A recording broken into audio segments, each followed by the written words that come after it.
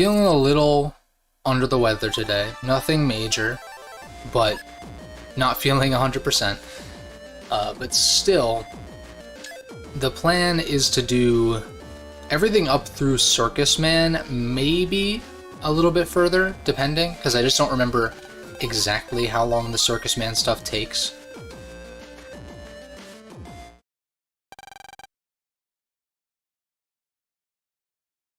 But assuming we end Circus Man at around, you know, the 2 to 3 hour mark as per usual, then I'll probably plan to call it. But if it ends up being quicker than that, then I'll definitely do some preliminary Greentown stuff.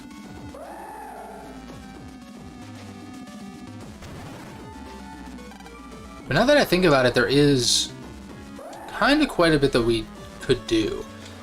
I guess if anything, I would get Slash Cross or something.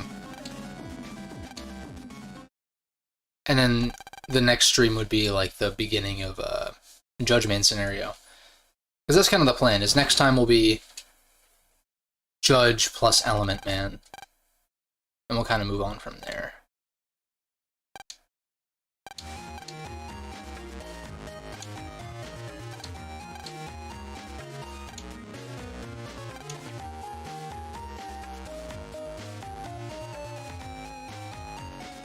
I feel like I'm getting really hung up on writing in video games lately. I mean, the Battle Network games are infamous for having, like, wonky localizations. But it's like... It's like the lack of contractions at times makes dialogue seem very unnatural, where he's like, you won't be going home until you are done. Whereas, like, wouldn't you say, you won't be going home until you're done? Like, there's just something about that that doesn't feel... It's technically proper English, but it's not how... Oh my god.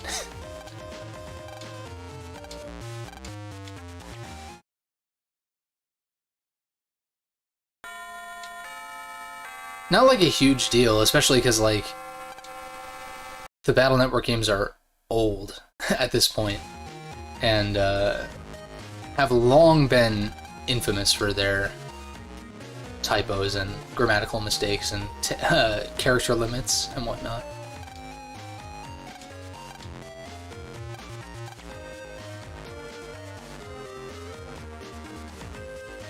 But I don't know, it's something I've just been kind of trying to pay more attention to, I guess.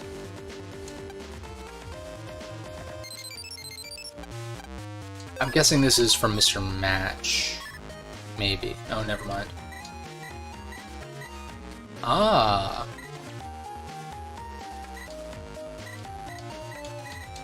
Yeah, tag chips are kind of nice. So, let me see. What would I want to tag? I guess you could tag... You want to tag stuff that's synergistic with each other, obviously.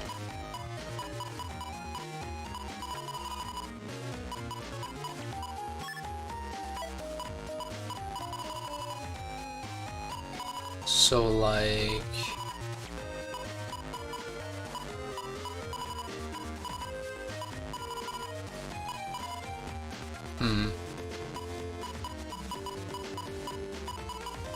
There's not really much that I really want to tag that badly. I guess, like, these two, maybe. Obviously, these aren't going to stay in my folder forever, but if I draw one, I'd rather probably draw both and just get them out, because there's no synergy outside of the code here. But there's no doubt cooler stuff that we can do with tag chips later on, once I have, like, a real folder.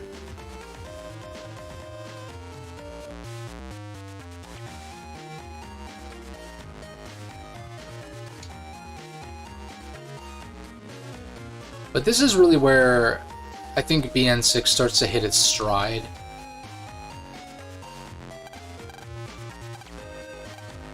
And I mean starts to hit its stride. those first two arcs are fine, but it's like, I established this in the last stream, it's very been there, done that.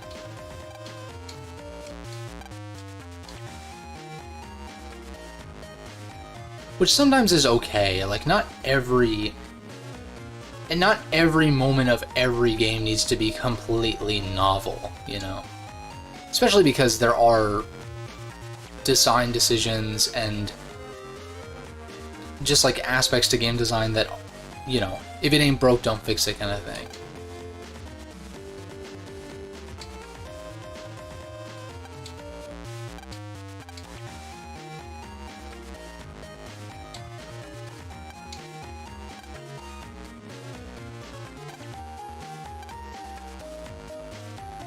Since he was small, how many years is it? How many years is even between Battle Network 1 and 6? Isn't it like a year or two, maybe at most? He's practically my little bro.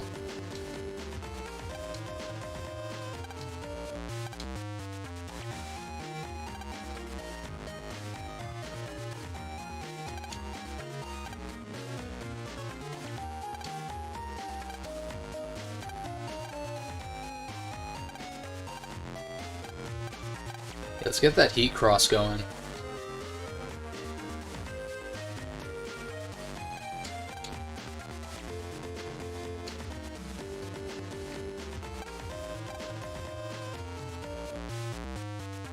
The mic down just a little bit.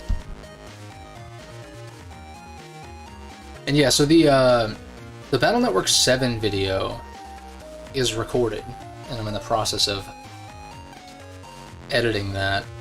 So I'm excited to put that out there. I really hope that it does well.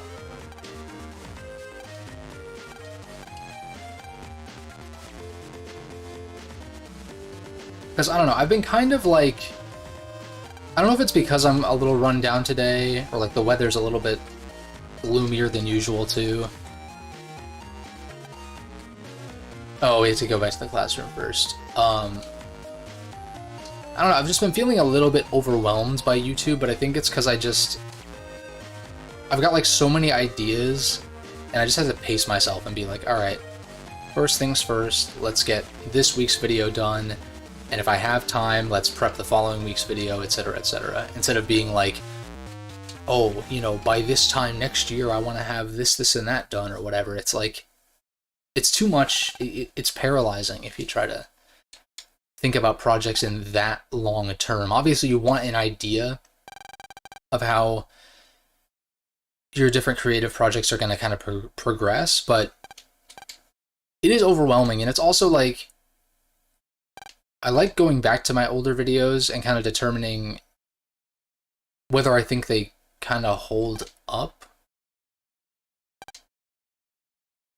And not necessarily whether I completely agree with them still. More often than not, that is the case when I leave them up, but it's like, sometimes I'll watch a video from even a year ago, and I'm like, I could do this better now. Or like, take it from a different angle that's maybe more interesting, or whatever it might be.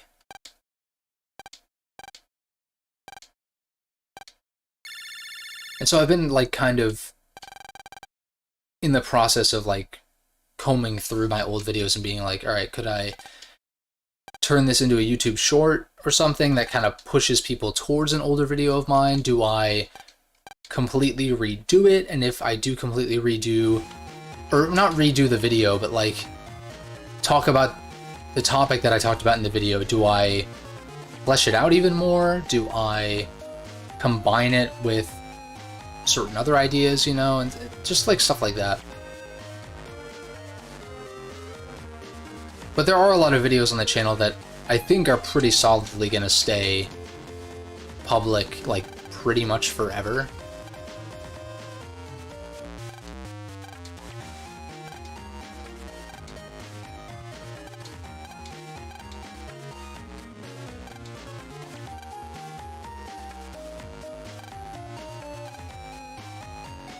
But I kind of like my catalog of YouTube videos being like what I would deem to be, you know, for the most part, my best work. Whether that be from an editing standpoint or more so from like, you know, the discussion kind of angle. Because there have definitely been times where I'll throw a video out there, and then even a couple months later, but let alone a year plus later, I'll be like, like I could do this better now, or I could make my point clearer now, or you know, whatever it might be. I think that's a good place to be though, because it means that myself as a person to an extent, and also my content is like growing in some way. Because now it's like, assuming I have a solid concept for a video, I feel like I can pull it off pretty well. As far as like getting my point across and not like trailing off too much, or, you know, having too many tangents, or like whatever it might be.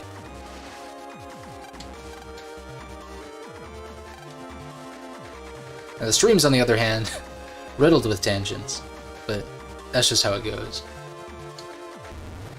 And I'm not going to try to, like, curate my streams as much. It's just like they are what they are kind of thing. And that's kind of, I don't know, it's kind of refreshing to be able to just sit down, play a game for a couple hours, commentate, chat with y'all, and just, like, not really worry so much about, you know, oh, did I make my point, you know, clearly enough, or, like, oh, just like all that stuff that you can concern yourself with when it comes to making like a curated, like crafted video. It's different, and I don't know, I kind of want to challenge myself to maybe, for some of those videos I was mentioning that I feel like I could do better now, or take a different angle, is like, what if I challenged myself to do YouTube shorts of those? Because some of the videos I've unlisted or taken down or whatever have been pretty short to begin with. And so it's one of those things where I'm like, okay, so Kettle Time, I want to say that there's one back towards lands. Homepage. Yeah, this is like the plus shape. I would like to get this mystery data. So I think, let me think about this. I think I have to do this.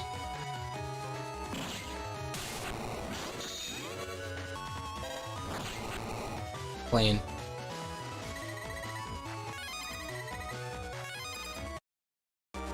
But yeah, there was a point like late last year to early this year where some of my videos were like a little bit of a reach as far as like, is this completely video worthy kind of thing. I mean, they were about games that I wanted to talk about, but it's like, I didn't always have like a specific point that I was trying to make, and I try to kind of do that now. Like, it's a balance of being comprehensive, but also really trying to focus and dial in on the aspect that I think is most important to talk about. And like, I also used to do some videos that were a little more abstract. Are there really no kettles back here? It really starts at the mart over here, the merchant area.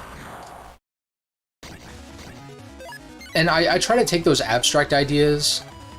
Like, I had a video about, you know, video game reviews and stuff like that, and I'm like, I think if I can find a game that it's relevant to talk about these more abstract gaming or internet discourse types of topics, I try to do that instead, if that makes sense.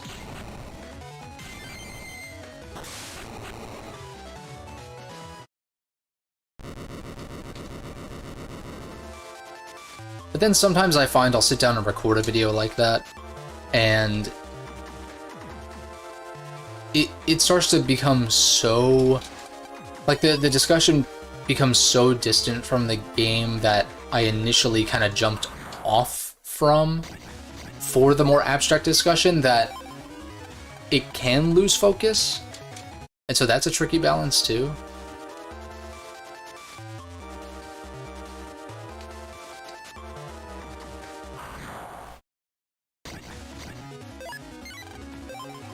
But I do like I was saying, I do like the idea of doing more YouTube shorts, whether it be, you know, shorter remakes of videos, whether it be little kind of previews of some of my older videos to kind of point towards that.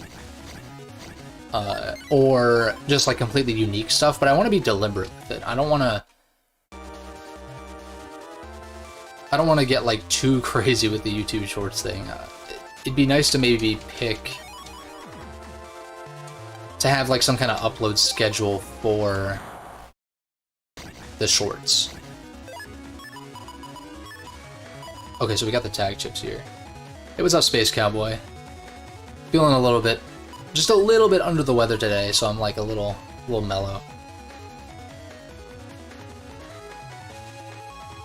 What's up, Gustavo? You've been one interested in tangents or collection of thought types of videos. Yeah, I've had this idea that doing that as more of a podcast could be an interesting angle, but I'm not entirely sure what I'd do. Because then that would like, because then I could just, you know, talk about whatever topic without having to worry about having like a super detailed video component. And I mean, some of my videos are kind of podcast-esque already,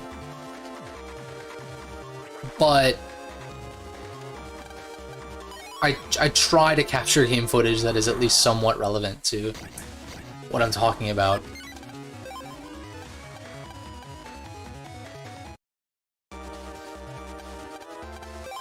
Like I've got one in the works where like, I don't know, I don't want to promise anything, but I got pretty far into Chrono Trigger. Oh shit, wait a second. Okay, we got it. I got pretty far into Chrono Trigger, and it's like, it's so tricky when you're talking about old masterpieces, so to speak, like these...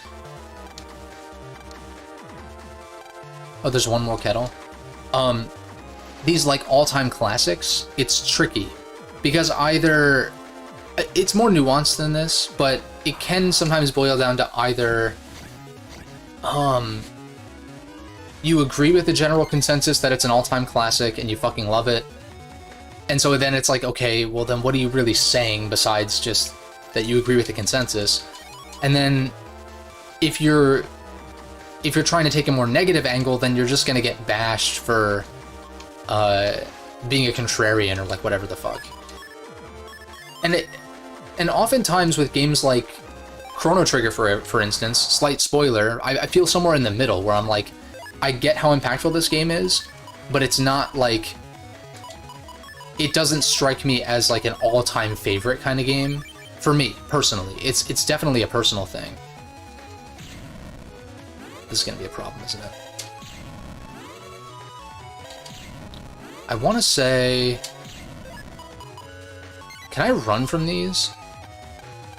Okay. And so, instead, in those instances, instead of talking about the game in question, that's when I try to find a kind of more abstract topic to be like, this game made me think about... In this instance, it's nostalgia, and like kind of talking about that, and like our inherent biases when it comes to pretty much everything, but you know, trying to focus on the video game angle. I'm gonna throw more fire chips in here. And I think...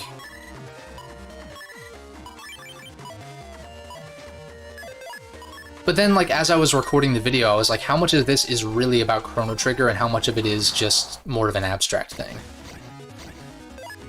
So I don't know. I'm still yet to see if that video is going to fully come to fruition or not.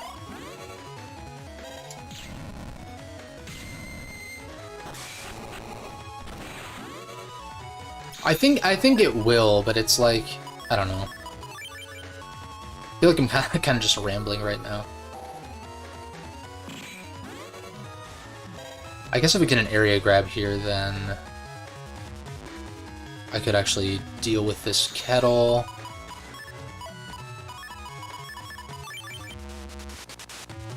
I'm just gonna wait on my folder to like give me the right shifts.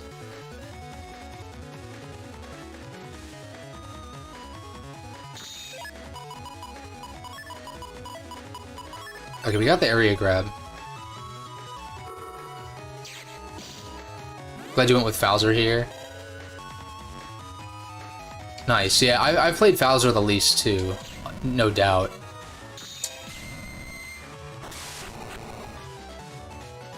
I have yet to play very much of it currently, but I know I got Spout and Tengu. I might have done Tomahawk as well, but I don't think I ever did like the last two crosses in Bowser. I've never finished it.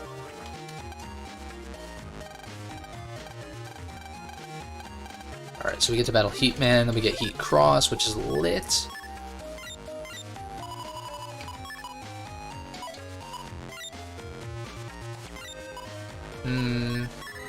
No, wait a second.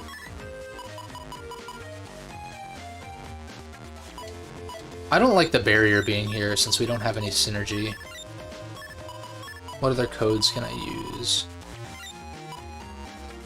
C, F, M.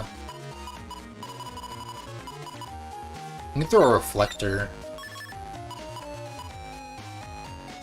Yeah, because I don't have like the greatest options here, folder-wise.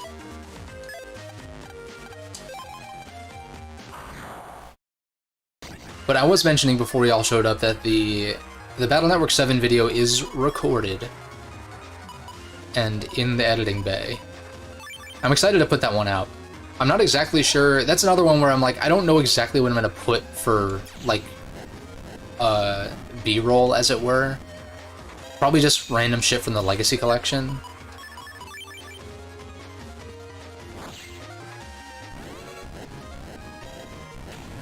But I'm sure that's fine, because, like, what the hell else am I supposed to put? There's no BN7 footage to put out there, you know?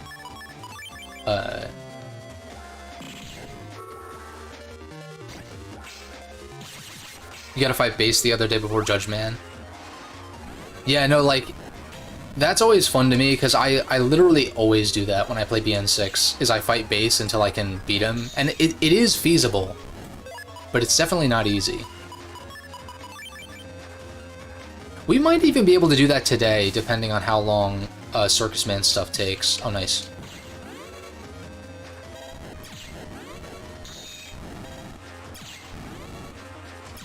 Damn it. I still don't have Life Sword, unfortunately. Also, the likelihood of him going to front row is pretty low.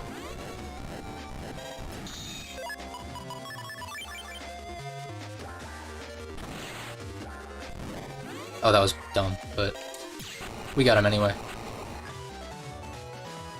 That's true, yeah. I do have a lot of B-roll from the streams, and that's probably what I'll use.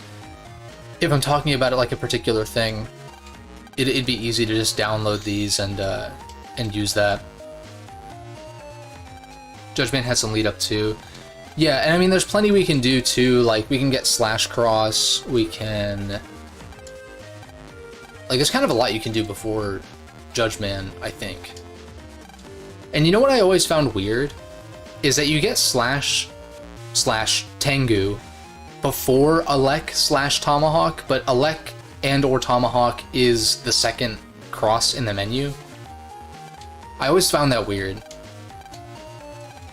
And when I was a kid, I used to think like, oh, is there a way to get Alek cross or Tomahawk cross beforehand? And technically, yeah, if you skip Tengu or Slash, but if you're doing them in the order that they're accessible, then no.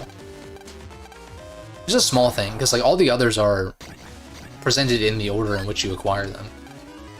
Okay, this is lit though. Dude, I love like the they up-res the fucking portraits, it looks like.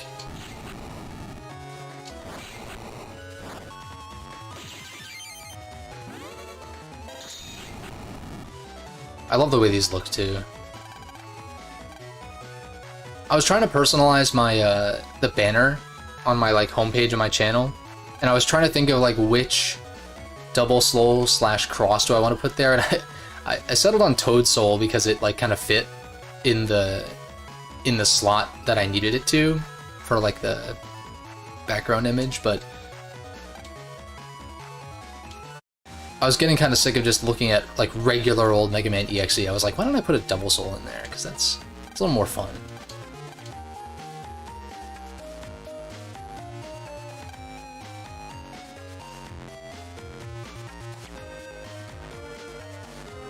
Because I was kind of going through the Double Souls, because I was thinking, like, what if I did, like, a top 5 or something? Heatcross looks nice when you got Aquacross. You remember it looking worse, but it looks great. I think Aquacross and Aqua Soul both look really cool. I love, like, I mean, it's like, it's fucking like Samus, basically, you know? It got, like, the visor thing going on. That always looks cool.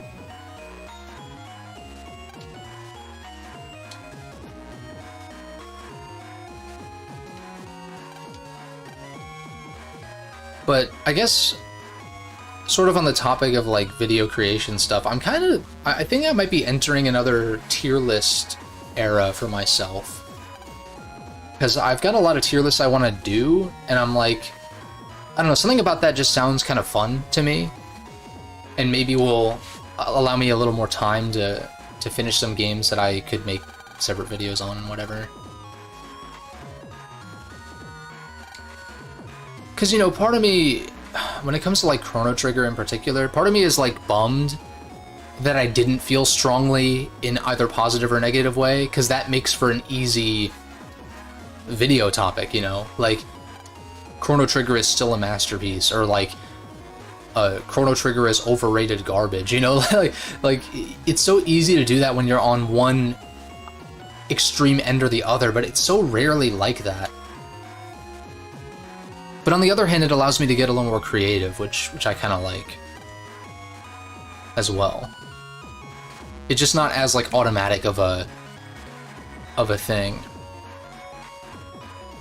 Whereas the Genealogy of the Holy War video, I've got like the perfect title and thumbnail already like going, even though I haven't finished the game yet. And so I'll hold my tongue on that for now. I'll just say that a Genealogy remake would be. I really hope that it ends up being awesome.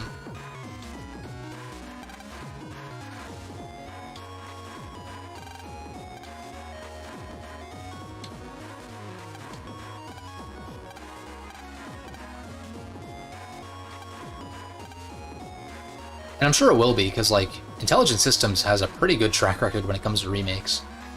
Like, yeah, Chris in FE12 was, like, a really unnecessary addition that I really don't like. But beyond that, like, FE11 and 12 have great core gameplay and lots of difficulty options or difficulty levels to choose from and shit. And then, like, Echoes is, some people say a little too faithful, but I don't know, I kind of like it that way, in a sense. Mostly because I don't feel pressured to play, like, the original. Thanks to that. Because if it was too different from the original, then it's like, oh shit, I gotta play the original now to see what the differences are, blah blah blah. Yeah, Genealogy's been rumored for a long-ass time. I don't know what the most recent word is about it, like, when it would have started development and all that. But I was looking at Intelligent Systems development history, and like, aside from, you know, the pandemic obviously pushed back Engage by a bit, but it's like, what, 2013 was Awakening, 2015 was Fates, 2017 was Echoes, 2019 was Three Houses. So it's like every 2 years or so they usually had something. It wasn't until, I guess, the pandemic hit that it makes sense that if Engage was meant to be 2021, that it got pushed back by 2 years. So it's possible, I think at the earliest, that Genealogy would come out, or the Shadows of Jugdral, or whatever they would call it, would come out in 2025. At the earliest? I don't know. I don't know how big of a team Genealogy. I don't know how big of a team Intelligent Systems is working with. I would assume pretty large, considering, didn't they also do the Advance Wars remake? Or was that someone else? I don't remember, but that was during the past couple years too. And plus, I don't know who they got to do FE1's temporary translation or like the limited release thing.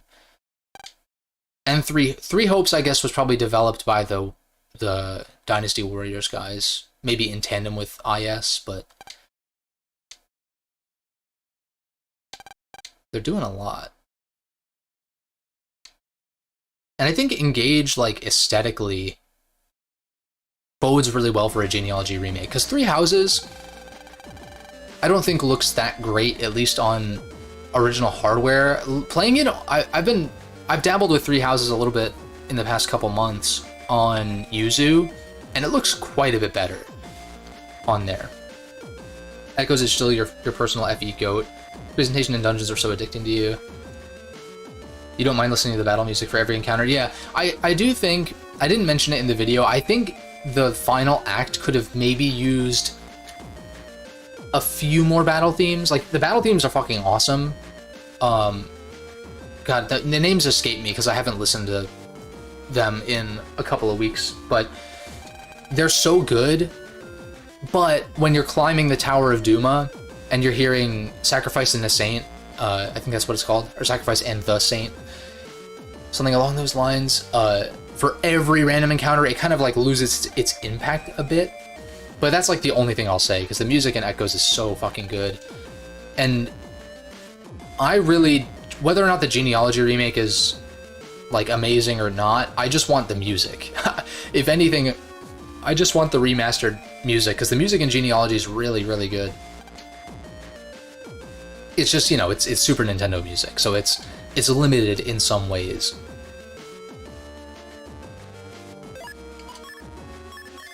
But even despite those limitations, it's like quite varied and pretty impressive. And I'd say, like, I've been like hypothesizing a Fire Emblem tier list. Although I've mentioned this before, I probably would want to. I want to finish Genealogy. I want to play Thracia. I want to play Engage and stuff like that.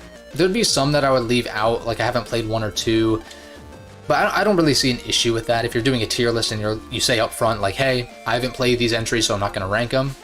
Like, I don't really see a problem with that.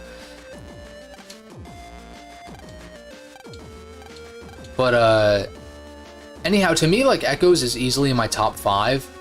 But it probably settles at, like, it's like a high A tier for me. I don't think it, like, quite hits, like, that S rank of Tellius and Three Houses for me. But I think it's really damn good. And in my top 5, for sure. When you played Three Houses, the battle animations disappointed you?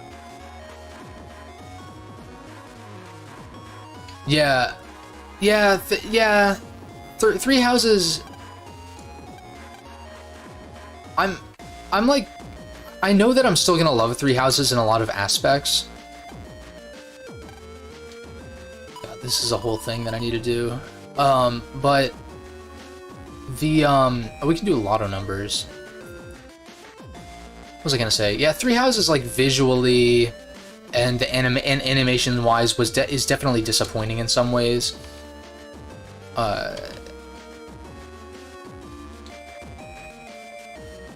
But I don't know, it's tricky, because, like, Three Houses definitely isn't perfect. There's definitely some things that, well, not that any game is perfect, but there's definitely some things that I think are worth talking about in Three Houses that I don't necessarily mind that much, but may put off some other players, like the map variety, and like you were saying, visually, animation-wise, just kind of presentation in general, aside from music, really. The monastery stuff is worth noting, but what's weird to me is that, we'll do lotto numbers in a second,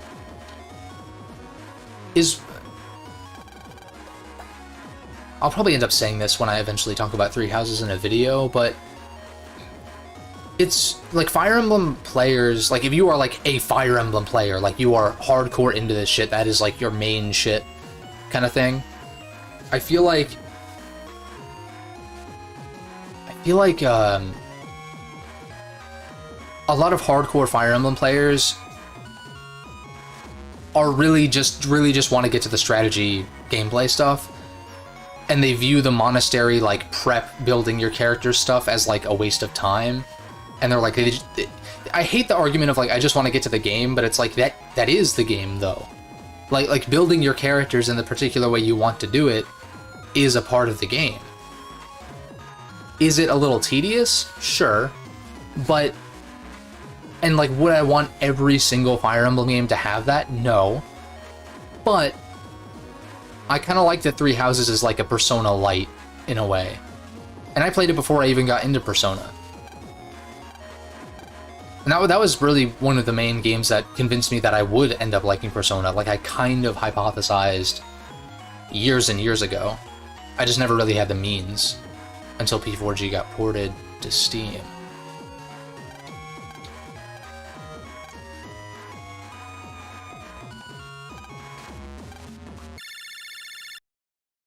Tilius does deserve that spot. You like Ike, but was a sucker for the dual protagonist of Echoes. If Tilius remakes get voice acting, then it's probably game over. Yeah, the sad part is that the Tilius games technically had some voice acting, but yeah, that was something. Voice acting in a Nintendo game circa 2005. Yeah, I don't know. Man. When it comes to Fire Emblem remakes, I really like Genealogy and Thracia for sure first. Like, get the usual games accessible and modern and all of that stuff. But then I kind of want them to do Arcanea again. Like, I want them to remake Marth's games, but as like one overarching story, and just be like, here's the Marth game, we're done. Like, we're done with the Marth games, this is it. This is the definitive Marth game. Like, it bugs me that we still don't have that, really. You know, because as good as the gameplay is for the DS games, presentation-wise and like story-wise for FE12 because of Chris is like so lackluster. You think the monastery complaints were more from people playing every route? You started to think that on Route 3 going into 4? See, for me, I literally played through Three Houses like at least like 7 times. Like, I did almost every route 3 times, I think. So maybe a little bit more than that. Because I forget, because Maddening didn't drop immediately. So I played through, I think, at least 3 of the 4 routes on hard. Maybe all 4 of them on hard. And then I went and played maybe all of them except for Silver Snow on Maddening. And then once the Cindered Shadows dropped, and I wanted to play with the new characters included, and so I think I did another run of at least Black Eagles and Golden Deer. So that's probably like, what? 4 plus 3 plus 2? Like, probably like 9 playthroughs or something stupid, but most of them were on New Game Plus. And that's where I think that Three Houses shines, is in the New Game Plus experience, because it makes things a lot less tedious. Because if you want to, you can just spend renown to like boost your characters to a point where you don't need to worry about the monastery shit, really. You can boost your professor level up to max and just have 10 actions off the get. And that, to me, I think is what made those following playthroughs not terrible. And that's also where I think a lot of Fire Emblem players are kind of in almost that, even people who play casually are kind of in somewhat of a speedrun, if not LTC mindset. And Three Houses is like not really built for that. Like, yeah, you can LTC easily because Stride plus Warp and stuff like that is easy to exploit. You can skip pretty much every fucking map with that. But to me that's not fun. And to me it's like, once I get through this first playthrough on Yuzu, because I don't want to figure out how to transfer my save for my Switch to Yuzu, and I want to just play on my PC from here on out, if possible. But once I get through that first playthrough, like, this is going to be a big point in the Three Houses video eventually when I get to that, which might not be for a while, is going to be like, gameplay-wise, it's New Game Plus or bust, pretty much. You know, You play it the first time for the story and characters, and I still would play it for the story and characters, of course, but the gameplay experience is so much better on New Game Plus, even if it is easier, so to speak. And that's another thing Fire Emblem fans, or like the Fire Emblem hardcores, are very can be very elitist about. Your cousin has like 600 plus hours. Yeah, it's because it is one of the most customizable, if not the customizable. It's just, I think for a lot of players, a little bit too granular in its customization, which I get, and that's why it's an instance of I love Three Houses, but that doesn't mean that I want every game to be like it in the series, you know? Like, I'm comfortable with just having one entry in the series that is particularly like that. Your playthroughs were pretty vanilla by New Game Plus standards, only amped up Professor level and maybe tweak Violet for a different role. Yeah, I would occasionally, like, I didn't go too crazy, but I would, like, max my Professor level for sure. And then I would sometimes at least bump my some of my characters' skills, or whatever they call them, up to, like, C. Or something like that. Like, D plus or C or whatever, to just get some early, like, combat arts going, you know, get them curved shot and stuff like that. And I know that kind of, like, breaks the game, so to speak, but I don't know, I like having a singular Fire Emblem game where it, like, is very, like, extremely customizable in that way. Do you want it to be balls to the wall hard and, like, try to do a fucking solo run or something? You can do that. Do you want to do a run where you recruit literally everyone and, I don't know, change your team around regularly? You can do that, albeit probably not on Maddening, because Maddening you really need to focus on... Well, I think that's the other thing too, actually, is that most Fire Emblem games incentivize you, like, diversifying your squad and not getting too attached to an individual character, but in Three Houses, and this could be seen as a criticism or a knock against the game, I do get that, is that it, in Maddening, it's built a little bit too much around Divine Pulse. And so, to the point where, like, you really can't afford to lose many, if any, of, like, your students that you've trained up. Because Maddening is, like, this enemy stats are too inflated, enemy reinforcements are too nasty, and you just really have to be smart in in how you're investing into your main squad, and you really kind of have to pick pretty much from the get-go your, like, 12-ish students, or, like, whoever you're going to use. They don't have to be students, but your 12-ish units that you're going to use for the entire game.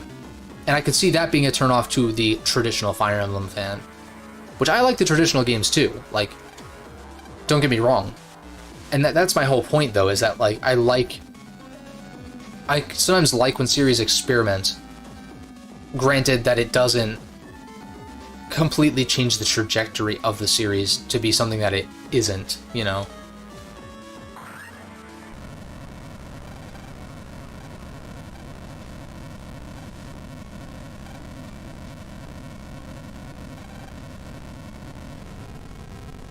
I like haven't been paying attention at all to what's been happening. I mean, I know the events that are happening, and the dialogue is whatever. Look at this fucking clown, though. That's an idea for an emote I had, actually, is, like, the clown emoji, but it's Circus Man. That I put that down in like a note on my phone or whatever. Because I'd like to hire someone on Fiverr to do a couple of emotes. But I need more ideas first. I don't want to do, like, one at a time.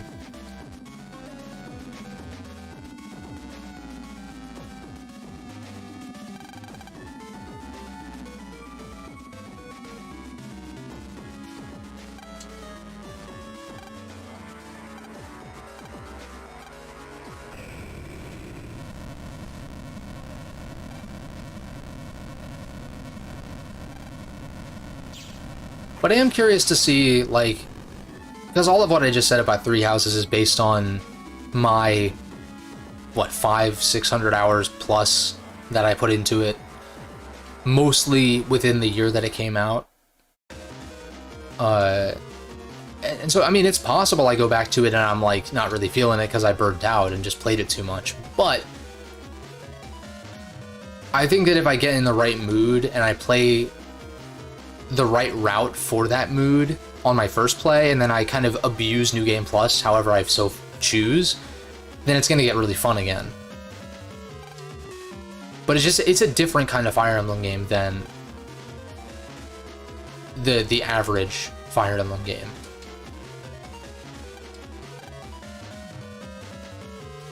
For sure.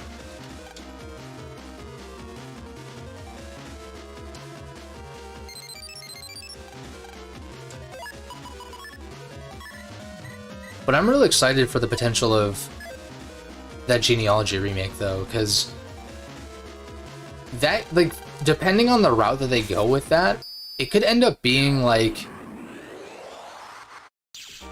I think there's no question that they would implement a lot of stuff from Awakening and Fates in the positive way, as in, like, how you pair characters together, introducing, like, support conversations to make pairing characters together easier and less ambiguous and stuff like that. Because, you know, if you're familiar with the GBA Fire Emblems and the support system where you have to just let units stand next to each other for an eternity, it's kind of like that in Genealogy for pairings. And then if you... I'm a couple chapters into the second gen, and if you don't pair certain characters together, you won't get their, like, quote-unquote canon... Genealogy does include Sigurd and Seliph, yeah. It takes place over 2 generations. So you play the first half of the game as Sigurd and his army, and then the second half of the game as Seliph and his army. But, like, Larsae is the daughter of Aera and whoever you pair her up with. Kind of similar to Awakening, where it's based on the mother, right? Cordelia's daughter is Severa, and etc. and so on.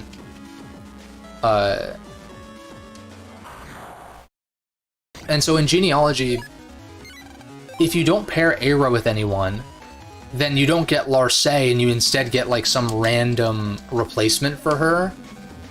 And I'm curious to see how they handle that, too, because I don't know, I think that if they have something kind of akin to Awakening and Fates' like, passing genes thing, but with actual, like, it's warranted because it's actually a generational thing, like, time passes, and then the kids are all grown up and shit, as opposed to, like, time travel in Awakening, or basically time travel in Fates, but, like, shittier time travel in Fates, essentially. So the justification will definitely be better, but if they just implement those gameplay things, I think it could be really cool.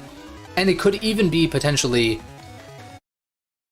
maybe not as granular customization as Three Houses, but it could be among the more customizable, and by virtue of that, like, traditionally replayable Fire Emblem games because of that. Because, oh, what if I, instead of pairing Aera with Lex, I pair Aera with Arden, or, like, whatever it might be. Sadly, Arden didn't get any... He didn't get any in my playthrough. He just guarded the castle the entire time, pretty much. But Genealogy is real fucking cool. Like, there's so much about that game that you can see, like, the DNA of these later Fire Emblems in that.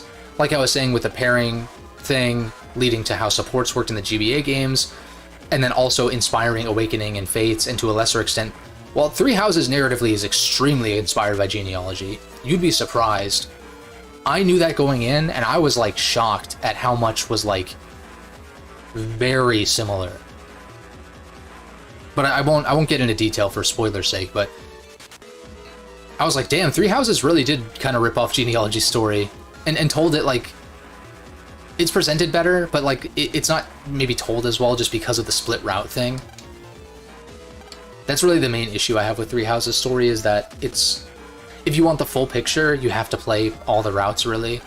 Like, on the one hand, I like that, but on the other, I don't.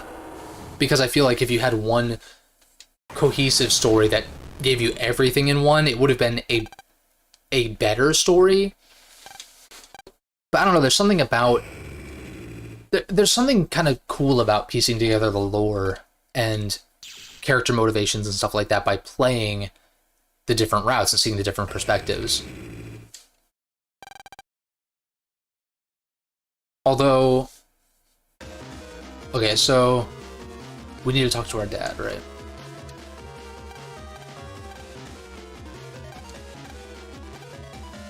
This is so stupid. How does Lan's dad not know what's going on?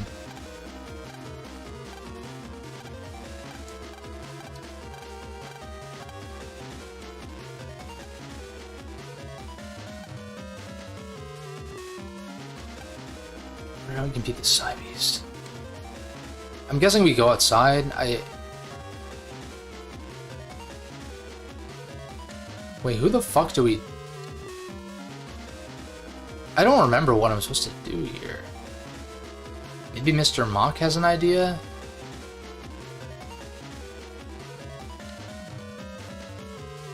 Lan is literally like, I need an adult right now.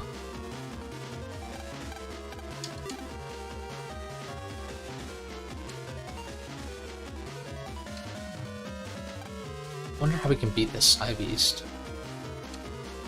I mean, fuck if I know. Oh, we can't even go in there. You just go back into your room? Oh shit, okay. Yeah, this is something that I touch on in the BN7 video.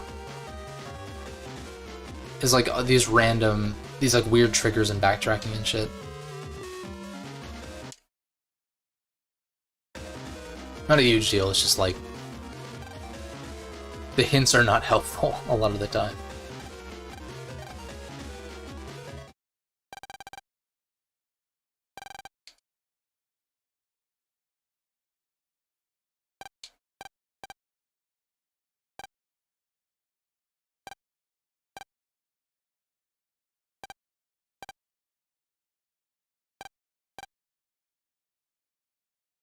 Dude, I love how Naruto this shit is. It's literally like the Jinchuriki shit.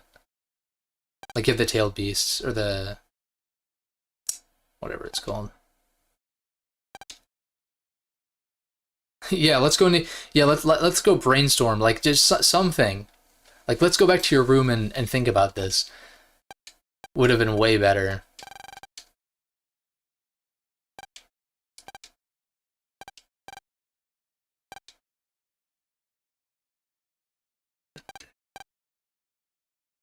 Program I created 12 years ago so that I could install Hub's DNA into Mega Man.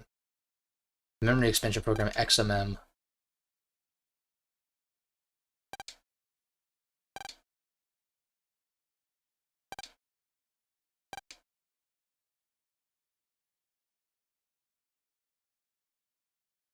Would only run on a net server, don't have to be people to install it.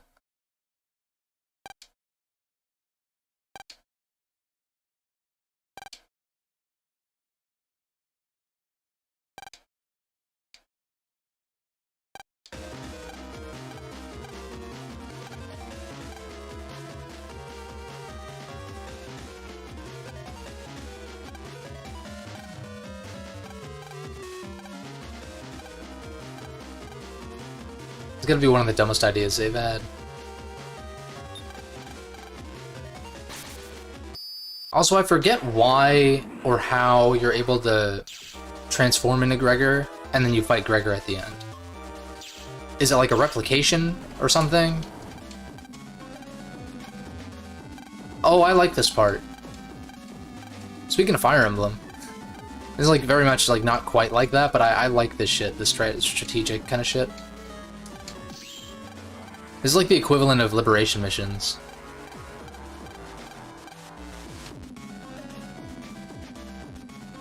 Yeah, so like, I think you can shoot this one?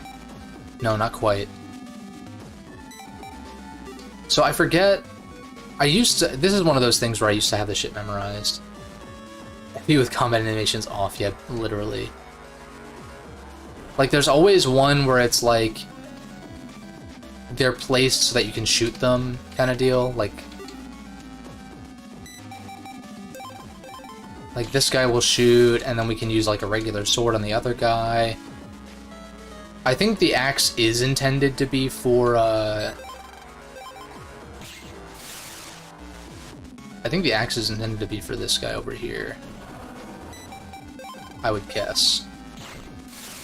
Maybe that fucks me over, but we can afford to take some damage, it's not a big deal. And they actually turned the encounters off, which is insane. Oh yeah, the axe was intended for over here, never mind. But it's fine, because we can just soul knife this guy, and then we can, sword the other guys. Actually, no, the axe must have been for over there, then, because that was a perfect clear. Without taking damage. And there's no other way to not take damage from the other dude. Hell yeah. Okay. So...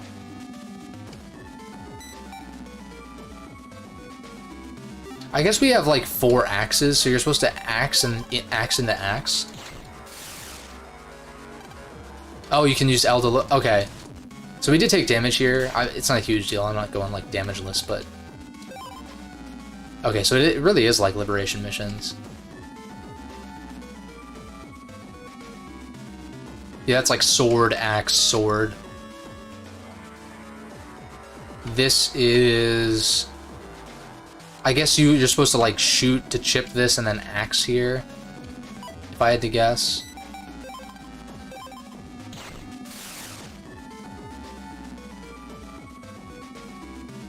Because this had to have been designed with the intent to do it without taking damage. If I really had to guess.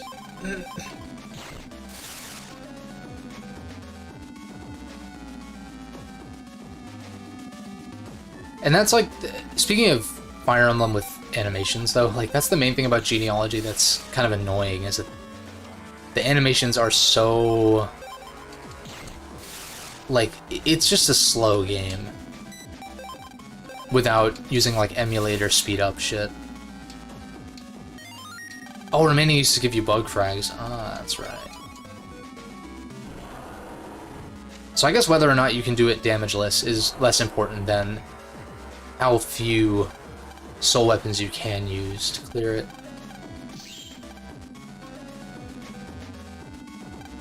Like this one...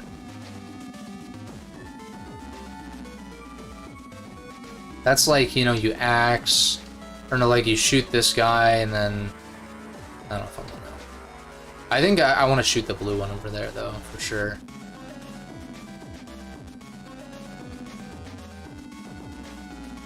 Yeah, it kind of depends. It depends on the game. I usually like having them on too, even if in like the Tellius games they are pretty slow. They're so cool to watch that like I don't really mind. Like if I ever sit down to play Path of Radiance again, which I wanted to do sooner than later, even though it's only been maybe a year and a half, I'll play with animations turned on. I'll just resign myself to the fact that it's like a 30-hour thing, you know?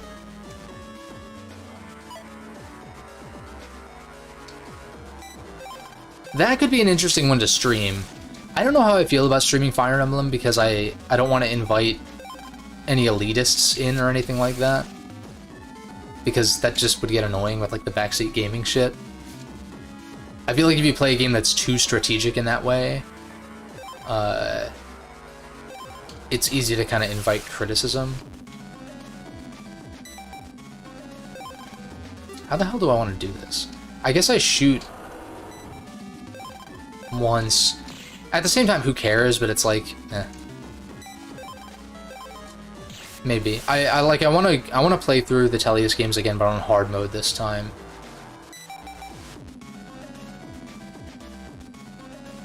I want to save this for the blue guy, I think.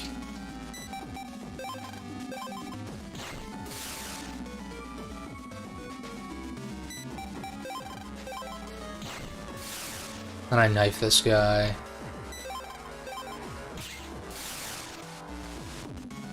And I figured out a way... I don't know if you're familiar with Radiant Dawn, Radiant Dawn's difficulties, but that...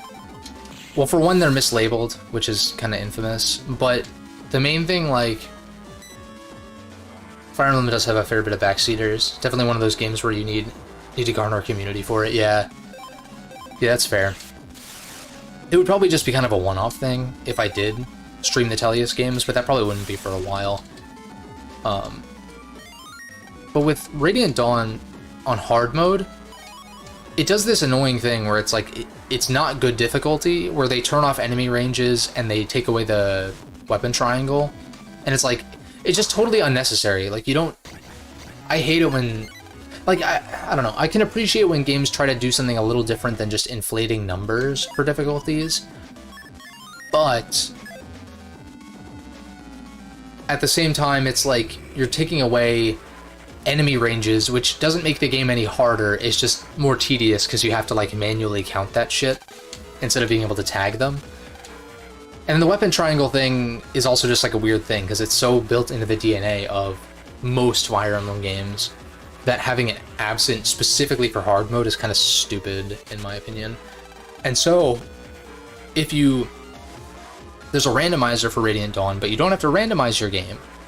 What you can do is you can actually just fix hard mode so that way it doesn't make those changes that are pretty much arbitrary. Which is really cool, because I was originally never going to play Radiant Dawn hard mode because of the lack of enemy ranges and weapon triangle. But now that I have a version of that game with that turned off, I can play like a proper hard mode for Radiant Dawn if I want to someday. Which is kind of cool. Although, getting the randomizer and stuff to work was pretty complicated compared to like your average just patching a ROM kind of thing.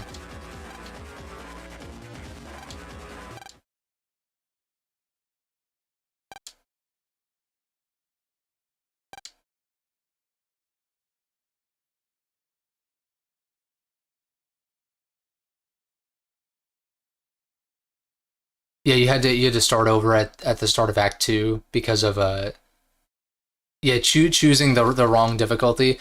That was me when I played it last year, where I started on normal, which is really hard mode, and then hard is actually like, you know, the equivalent of Maniac or Lunatic or whatever.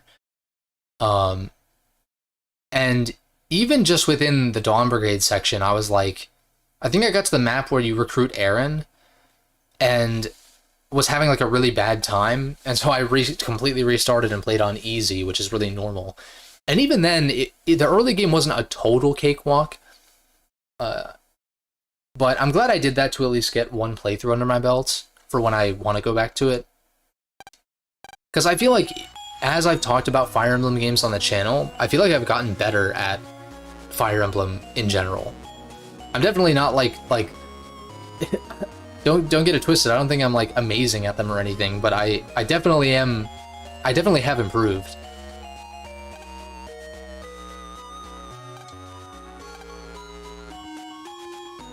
And I think that's cool too. Like, Fire Emblem is a series where, like, I think if you watch my videos in release order, you can kind of see. At least I can recall like getting more and more comfortable talking about the games and like kind of really understanding more about the different aspects and how they kind of feed into each other and stuff like that. To the point where I feel like I have a pretty solid grasp on my overall opinions of the series, you know? Whereas going into that GBA video, which is a kind of a questionable one that I would consider redoing, maybe, or like coming at it from a different angle or going more in depth or something, maybe someday. But more so, like, when I made that video, I wasn't really sure how to, like, articulate, I think, what I was trying to get at as well as I could now, you know?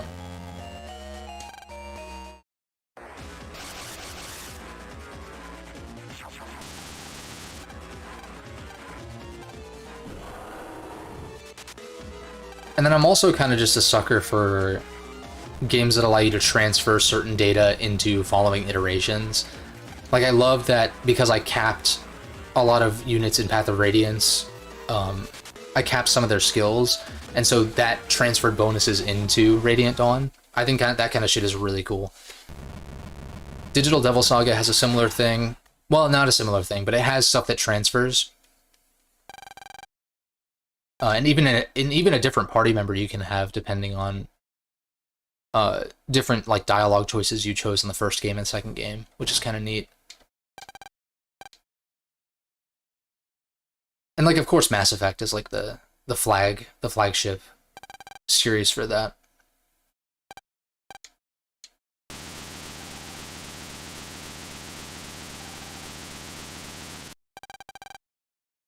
There's the frown again.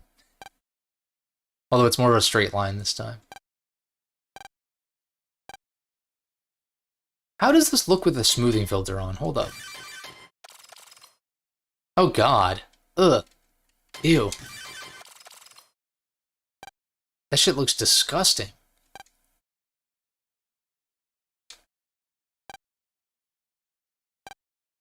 It's like they just smeared butter all over the pixels. Like,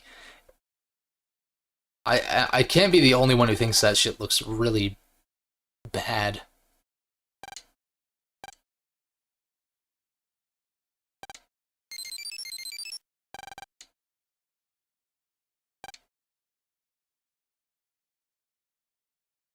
You played with the smooth filter on for a while. I mean, you know, to each their own. It's just one of those things where I find that more often than not, it just doesn't look very good. Although I do kind of understand, like with these games, they're very, you take a GBA game and you blow it up onto like a bigger screen, it's gonna look way more jagged compared to like a Super Nintendo game, right? Like the Mega Man X games or whatever, but those are still in 4:3. Like they're not 16:9, so it's kind of different, I guess.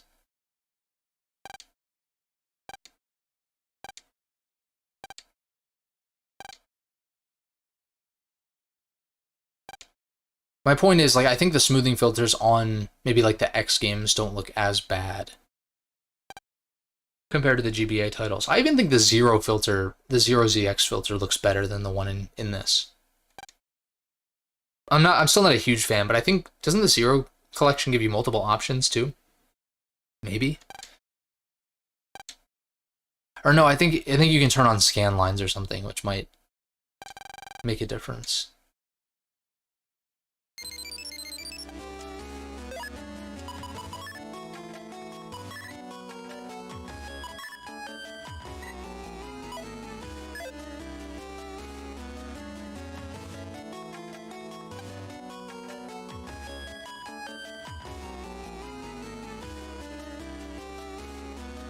Alright, Heat Man.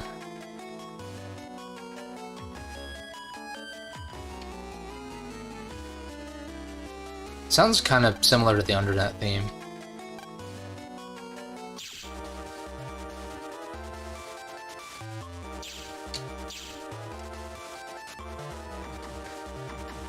You know what I think is cool too about this game, and the version differences, is that the corresponding Navi, like the corresponding cross Navi in each game, doesn't take care of the same obstacles in the overworld.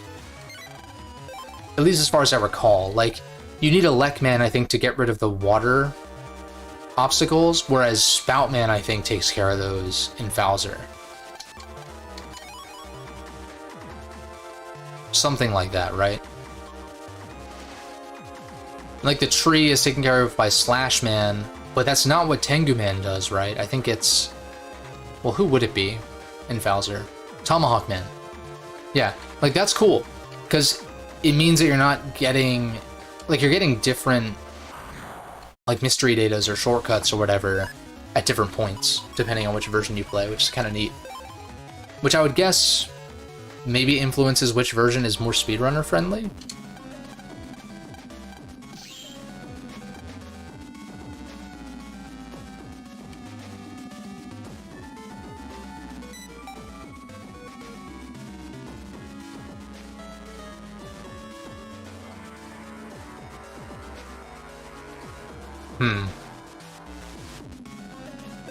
Yeah, I guess sword makes sense here. There's no point in overthinking it, because ultimately I should have plenty of uses to get these guys handled.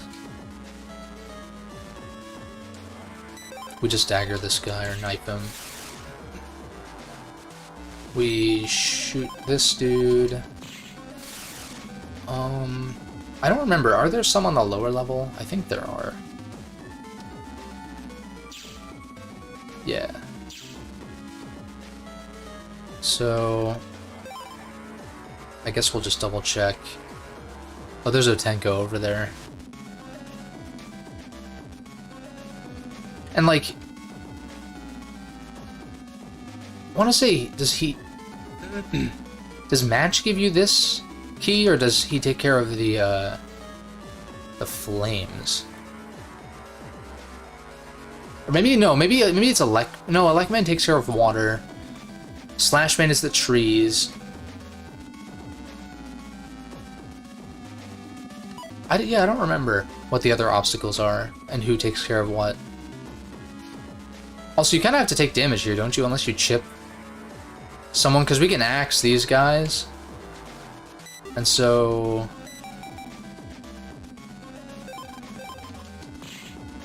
I think the play is to do this. And then I guess I'm forced to take damage here, kind of. Unless I want to use the second gun.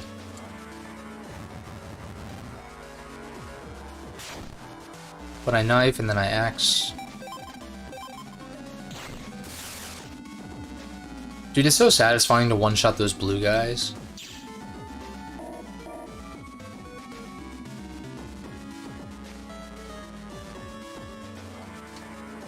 Alright, I'm glad I didn't use that last gun. Also, they're probably not gonna let me... Oh, they do let me go here. 1000 Zenny, that is lit.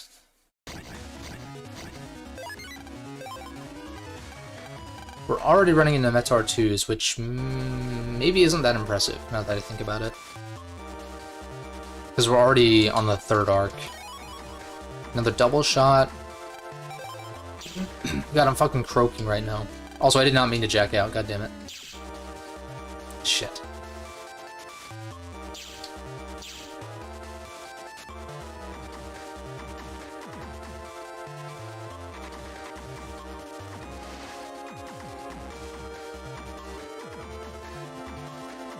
I'm kind of curious now. I'm gonna interact with the Skull Door and see what the deal is with that, because I'm trying to think of like who else would give you the Nebula ID. Because the Skull Doors are just another obstacle like the tree and the water and stuff like that, right? They kind of just changed it into one of those.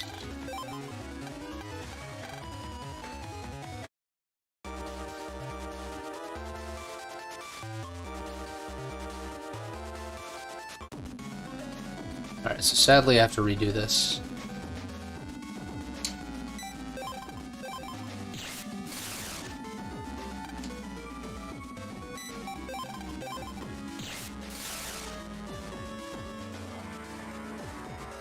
So I'm just trying to think of like what do a Race Man and Charge Man do in the overworld then? If anything. Maybe it is separate and it's request related. Oh no, wait, maybe I think Mr. Mock gives it to you. Maybe in the story actually.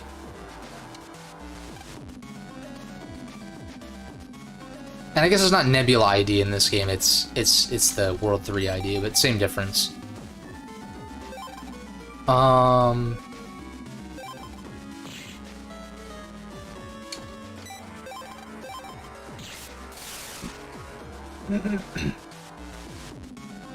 guess technically if you wanted to take no damage, you would axe here, dagger. I just don't really care if I take 20 damage, it doesn't really matter.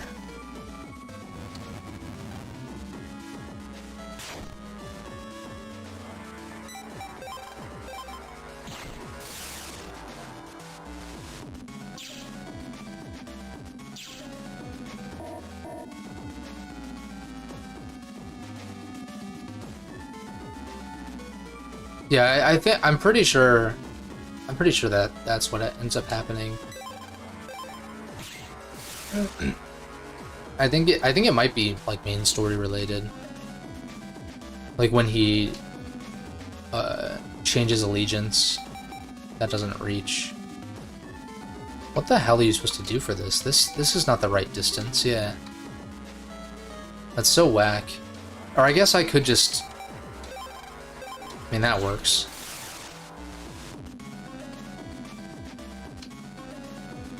And then I could shoot this guy from afar, but what I really probably should do is just like this.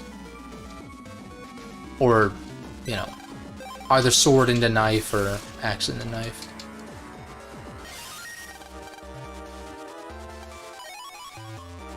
Nice.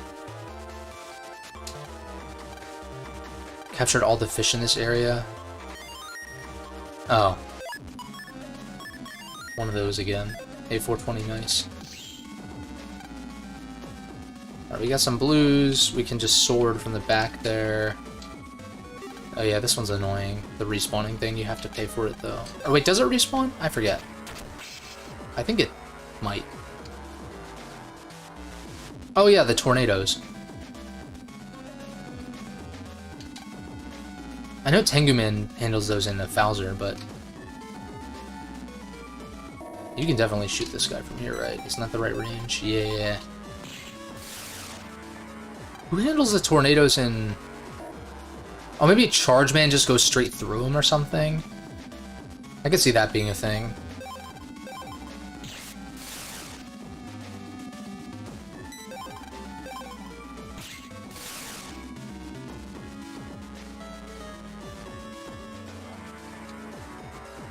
Also, this track kind of slaps.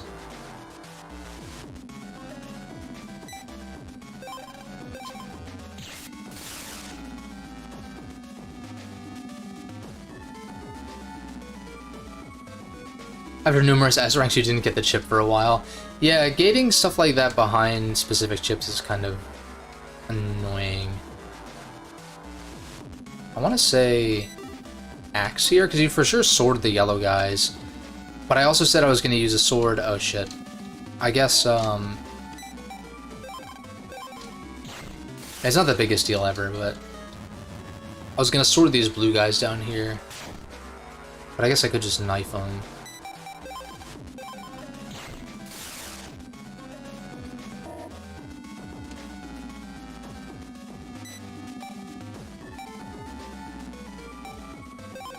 Yeah, we'll just use the sword here. Also, technically the most efficient way is to eliminate the guys that are closest to the next area first. Oh, I should have axed. God damn it. And I guess it doesn't really matter, because I have two guns anyway. So I just use that.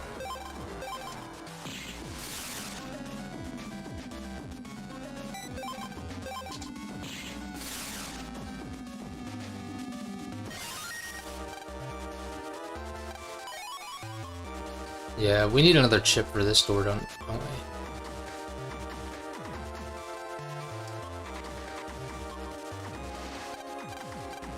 Oh no, we just fight viruses.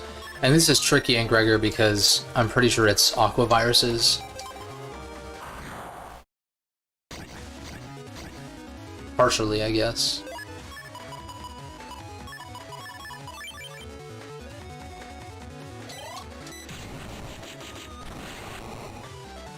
That was pretty clean. I didn't expect to avoid damage on the machine gun. Alright, now... That's kind of nasty.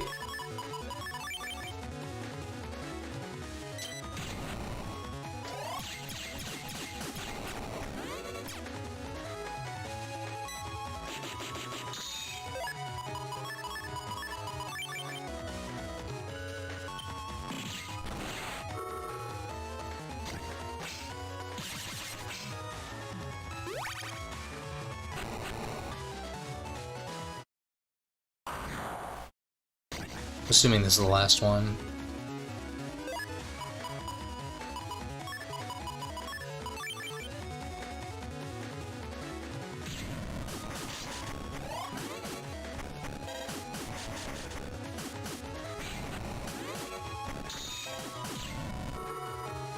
Alright, we got invisible Metars. I'm taking damage I shouldn't be.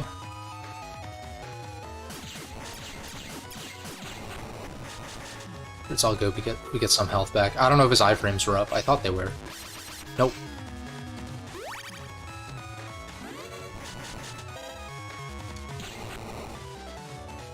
Aquaman has the most blank base on his sprite while on the net. Yeah, he's literally like... That's so true. He always looks like concerned.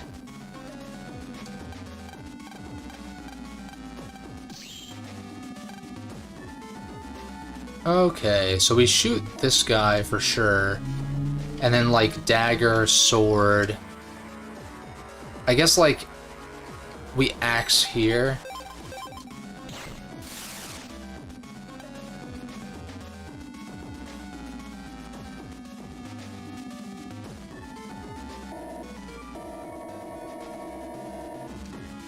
I always forget which arrow I'm supposed to take. There's the shop. We can shoot you from here, then we knife into sword. But I don't know, I just bumped my knee on the damn window. I like these kind of SRPG kind of elements, like with the liberation missions and now this stuff. And it's one of those things where I think about... It makes me think about, like, what if Intelligent Systems made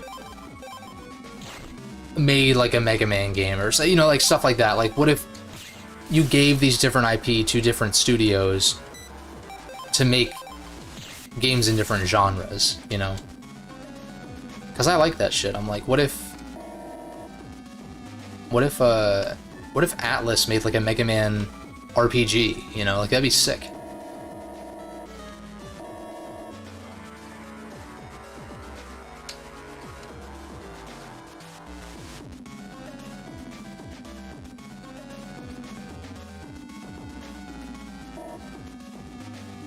And then, like I was saying, give certain IP to like Intelligent Systems to make an SRPG and stuff like that.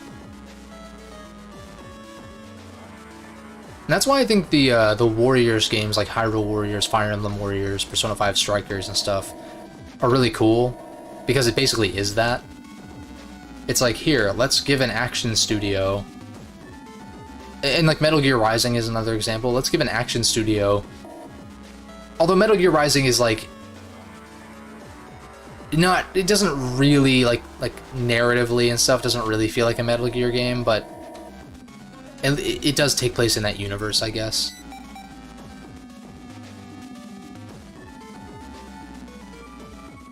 How do I want to handle this? I guess...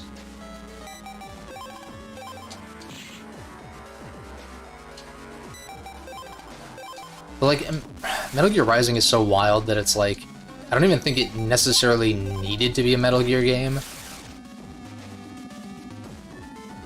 There's not really much that indicates it as such, in my opinion. I guess I don't know. I don't have to be perfectly efficient here, I just... Soul Knife into...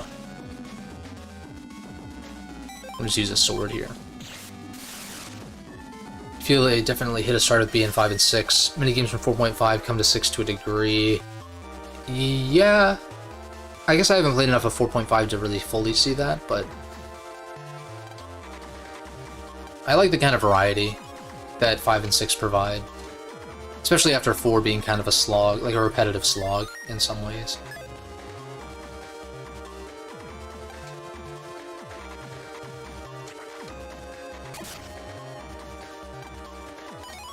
Yo, check it out, water.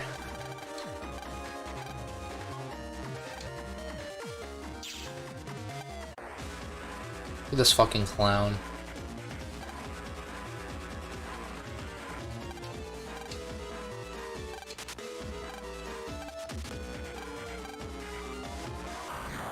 I forgot we fight him. Oh. We don't. That would explain it.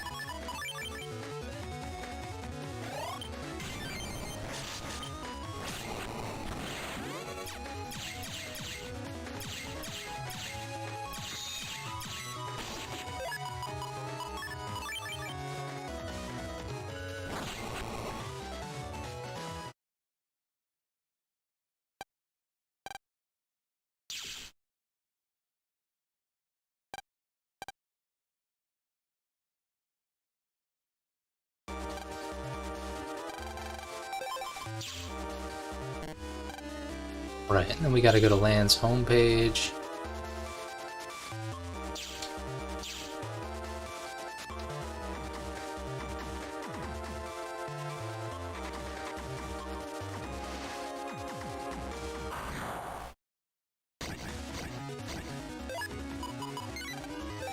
I'll just pass on this. I'm trying to get that Psybeast transformation going.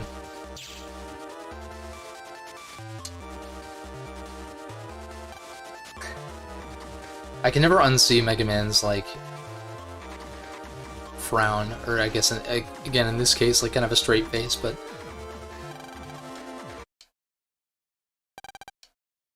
It's so, like, low pixel count. It's like, why'd they even bother to try to do that?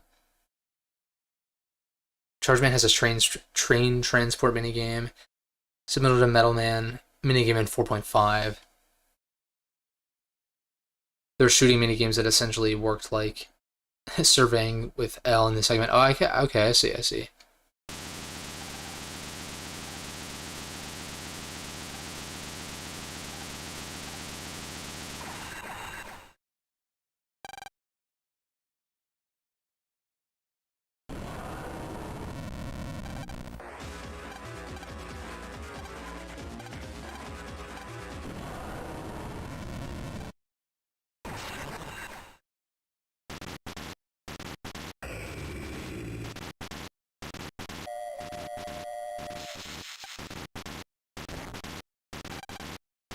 The way they collapse is so funny to me.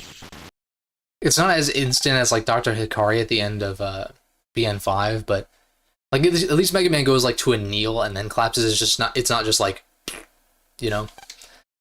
Oh yeah, I finished Proto Man the other day, and I think Wily is implied to show up, but he doesn't show up on screen.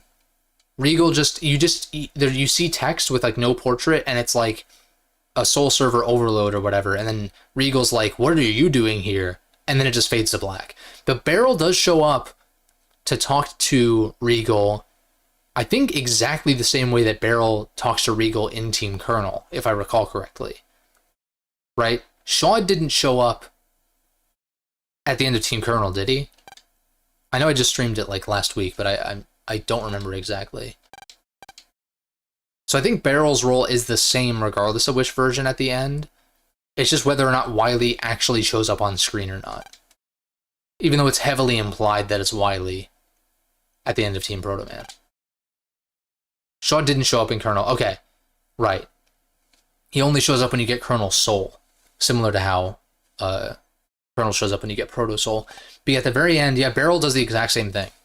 And then Shaw is just standing with everyone else. Just like chilling, observing.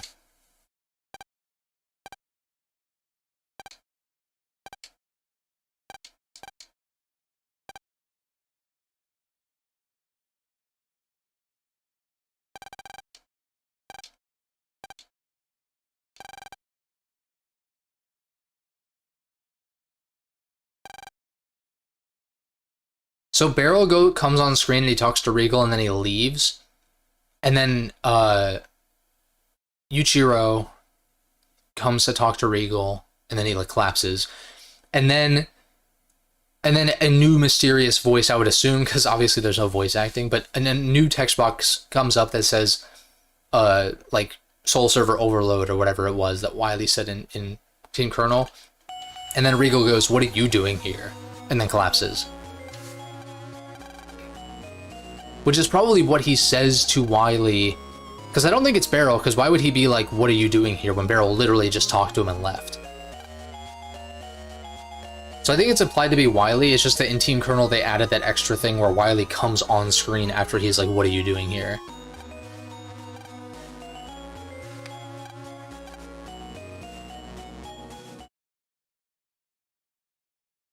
So we don't technically know, but I'm like 99% sure it was Wily. But the implications of Barrel being in contact with Wily during the events of BN5, it still holds up regardless of which version you play, I think.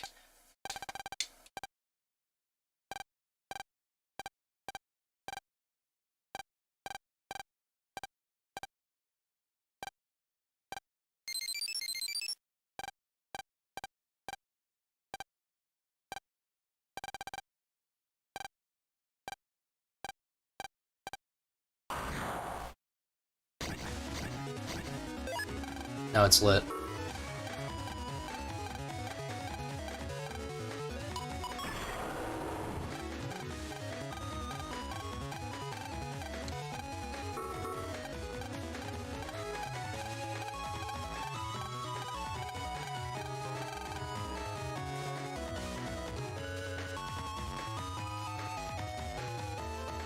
Yeah, barrel familiarity is what people argue as far as canonicity.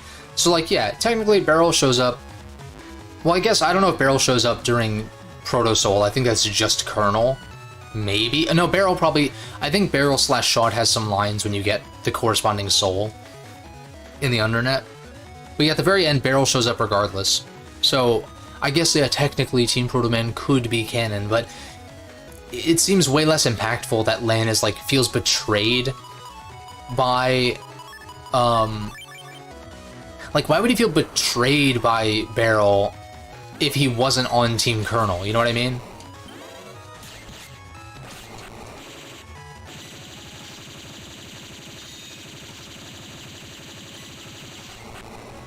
But like, ultimately the 2 version thing was a dumb idea to begin with, honestly, and whichever version's canon, like, who really cares that much?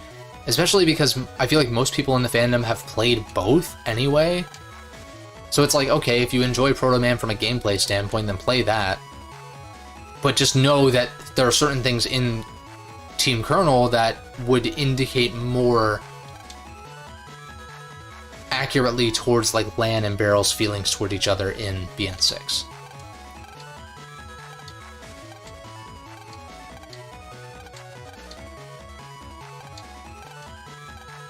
And same thing, it's kind of the same thing with like Blue Moon to Falzer versus Red Sun to Gregor. Because like, you know, either if you play Blue Moon, then you have Shuko, or like if you don't play Blue Moon rather, and you play Falzer, there's no connection with Shuko there. Whereas Mr. Match, I guess that does tie into Red Sun because he's in Red Sun, but like he also is in 1, 2, and 3, so it doesn't really matter from that front. But it's also like if you've played both, and then you play Bowser, you know who Shuko is. Even if you might prefer Red Sun or something like that, or whatever it is. This is why the 2 version thing is dumb, or part of it.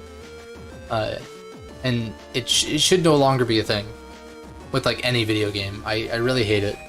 It's so predatory, and people just eat that shit up. Primarily when it comes to Pokemon, because that's like the only series that does that shit these days.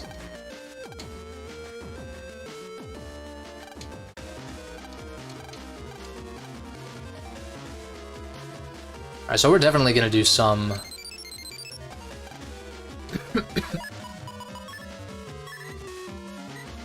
we'll definitely do some Greentown stuff, but I'm probably not gonna go through the entire Judgment scenario.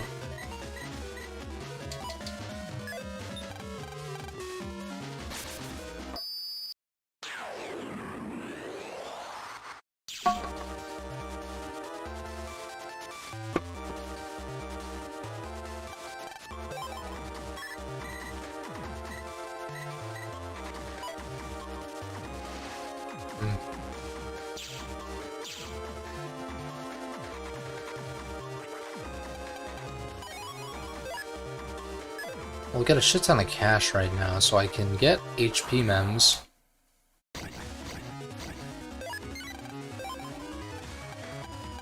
Although I guess we're not heading to Seaside area right now. Oh my god. A clown-looking Nabby, he got me. No! Like, so cheesy. We love it anyway.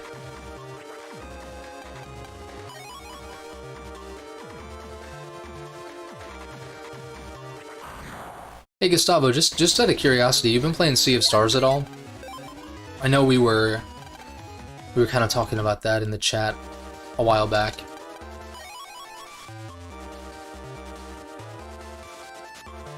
I get access to green area. Yeah, we'll get access to green area for sure, and I'll probably, assuming I can do Slash Cross before Judgment, which I think you can, then we'll do that. And we could even fight base, probably.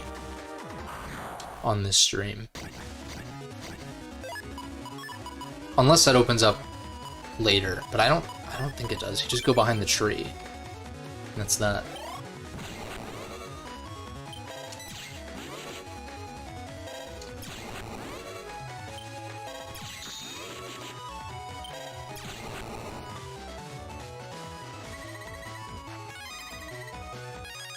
We got a boomer.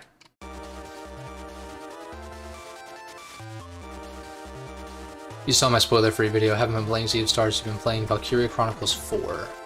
Gotcha. It's understandable. Yeah, I don't know. Like, Sea of Stars is like... I'm still a little confused as to, like, the whole masterpiece kind of argument where people are calling it, like, a 10 out of 10 flawless thing, and I'm like... Yeah, taste is a thing, sure, but... I don't know, there's some, like, pretty notable... I guess you... I don't know. The writing is really, like, not... It's not, like, bad, but it's not, like, good either. And that's really the main thing that's sticking with me, where I'm like... The characters are really just very plain. It's inspired by Chrono Trigger, but really it plays more like a Super Mario RPG, or if you've played Mario and Luigi, you know, Superstar Saga and stuff like that. But it's simpler, it's not... And, you know, Superstar Saga is fairly simple on its own, but you only ever press the A button for the timings, which is fun in its own right.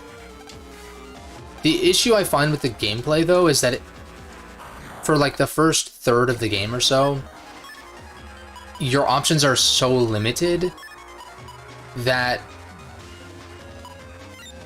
What do I want to do here? I got a Heat Cross.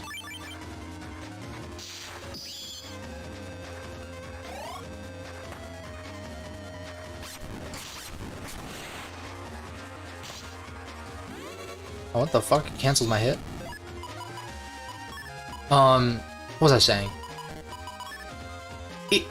It's weird because it's almost similar to Chrono Trigger in that the characters are very one note. I should have burned the wide swords. I don't know why I didn't take them.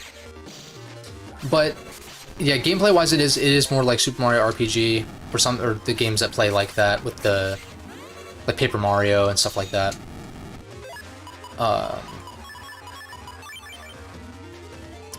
But your options are kind of limited, and the gameplay kind of feels pretty... It gets pretty repetitive after, like, early on, I guess. Hey, what's up, Deer 56? And it's one of those conflicting things for me where, like, I like the moment-to-moment combat in Sea of Stars, but it's not like the deepest, like, progression system as far as getting new skills and speccing into certain stats and stuff like that. Like, it's pretty straight ahead, which may or may not be to certain people's tastes. For me, I don't really mind, because, like, I never expected it to be, like, the deepest thing ever in the first place. And it's fun in its own right, once you kind of get the party going and stuff like that. But, like, it's really just that dialogue really just did not work for me at all. Maybe there were moments. There were moments where the dialogue didn't, like, rub me the wrong way, but there's just so much where I'm like, what is happening in the story is really cool, but it's just the way the characters are speaking is taking me out of it. Kind of deal. But it's still one of those games where it's like, if it was a $60 or $70 release, then yeah, I'd be like, okay, maybe you'd want to wait for a sale, but it's only 35 bucks. And so I'm like, I don't know. To me, it still felt like worth my money. It's just not like, I didn't think it was like amazing, you know?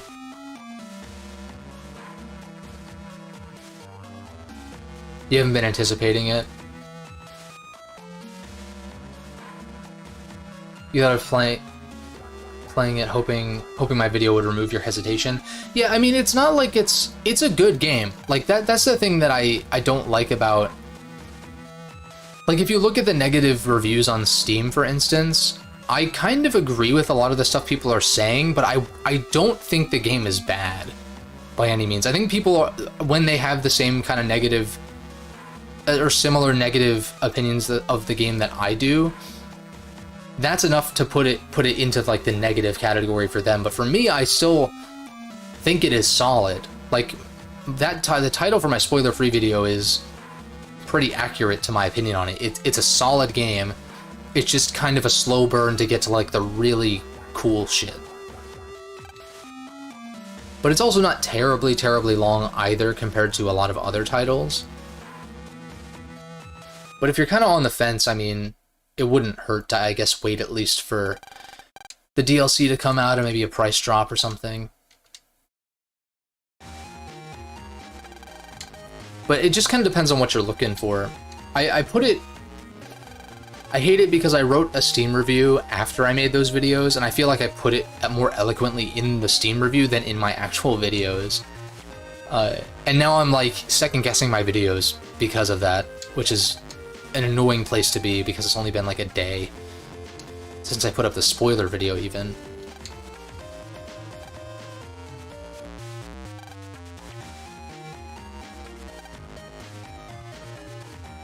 Mob opinion.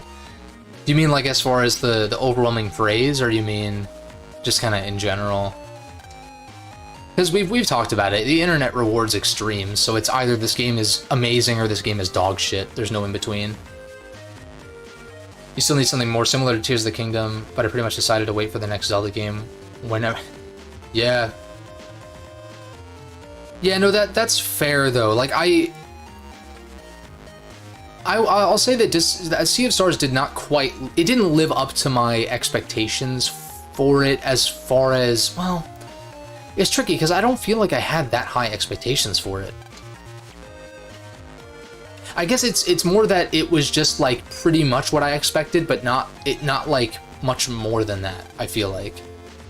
Less so than me having high expectations that it undershot.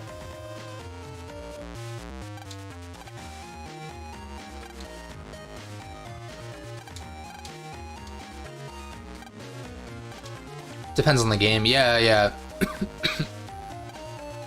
No, for sure. Like, because the early reviews for Sea of Stars are like, this is a masterpiece kind of thing, and I feel like whenever that is the sentiment, then people start bandwagoning on that, and like, just I don't know. People look for different things. Sea of Stars is not a bad game. I will repeat that until the cows come home. It's not bad. It's just it's very straightforward. It's like very much like it is what it is. It's not gonna blow your mind. Like the thing that I mentioned in the spoiler video, which is not a spoiler, is that if you are loving the early game, then the game is going to blow you away by the end. But if you're not loving the early game, I do think that you will like it more by the end, but you're still not really liking the early game that much. So how much does that matter, you know? Like, I had to replay, I had one achievement to clear up, because I 100%ed it within 40 hours. Less than 40 hours, I got all the achievements, which included getting all the collectibles and starting New Game Plus. And so the one that I had to do on New Game Plus was like, you had to fight 10 bosses, or beat 10 bosses with this certain relic equipped that reduces your health. It like reduces your health by 95%, but then if you time your blocks, you only take 1 damage. So you're basically, it's like a timing kind of challenge for the boss fights. Although in New Game Plus, your stats are insane, so you just kind of blow through most of the bosses without trouble. And even skipping through a lot of the dialogue early on, it was still like, it was reminding me of how lackluster the first act of the game is compared to like the last act of the game. Because the third act of the game is really cool. But you couple that with like the dialogue being like not very good, I think, and it just being a generally slow burn, and it leads it to where I'm gonna pull up my Steam review in a second, and I'll read to you guys the line that I wrote at the end of that, because I think that it puts it perfectly puts my opinion into, like, it portrays my opinion pretty much perfectly. So let me get through this cutscene real quick. What's going on here, though? Oh shit, it's Slashman's operator. I don't remember this. What the?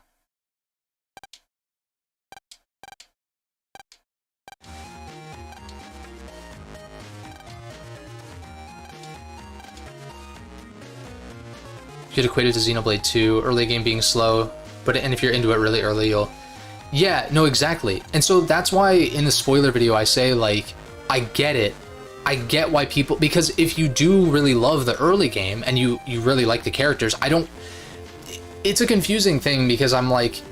Part of me wants to be cynical and be like, how could you possibly love these characters? Because they're so one-dimensional. But at the same time, it's like...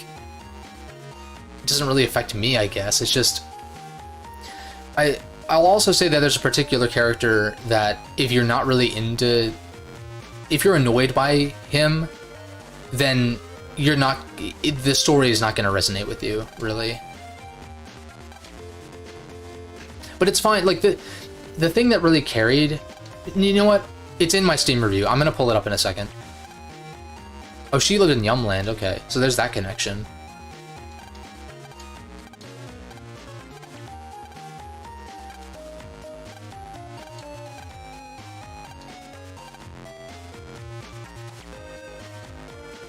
And it's not like the dialogue in these games are masterpieces either, but you have, like, way more depth of gameplay and customization.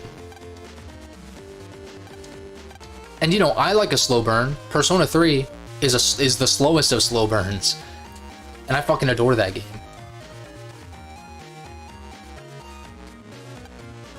Twilight Princess, same deal. Like, I don't really have a problem with slow burns inherently, which is why I was willing to give Sea of Stars such a chance, like, to play it all the way through. Let me, we're gonna have to deal with no music for a second. Let me pull up my Steam review real quick. Sea of Stars. The soundtrack bangs, though. Let's see, view your review. Okay, so I just kind of described some different aspects of the game. Leaves me pretty conflicted. I think it's a good game that I mostly enjoy my time with, but aside from the music and connections to the messenger, it's likely not going to stick with me in the long run. And then I put in the TLDR, if you want a straightforward classic JRPG-inspired game with banging music and a really cool third act, then dive right in. If you're looking for a modern J in quotes, RPG with a riveting story and characters alongside deep customizable gameplay systems, perhaps look elsewhere. You know, so my love for the messenger and really wanting to look for connections to that really did kind of carry my experience alongside the generally enjoyable combat. And the dungeons were pretty good too, actually. I didn't really note that in either video, but I thought the dungeons were pretty enjoyable. If kind of straightforward, but you know.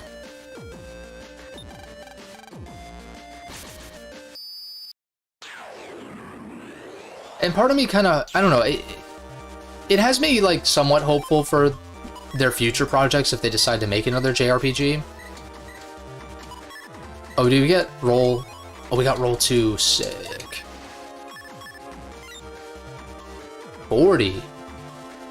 Holy shit. Yeah, this game really does power... This game is power creep as fuck. That's crazy. Isn't Roll 3 40 in BN3? Like, it goes 20, 30, 40 instead of 20, 40, 60? That's crazy, dude. How many Mega Chips do I have? Just one? Heatman H. Oh, we did have some H's in here a second ago, but that was just Barrier 100. I think I might bail on the M's for this and this.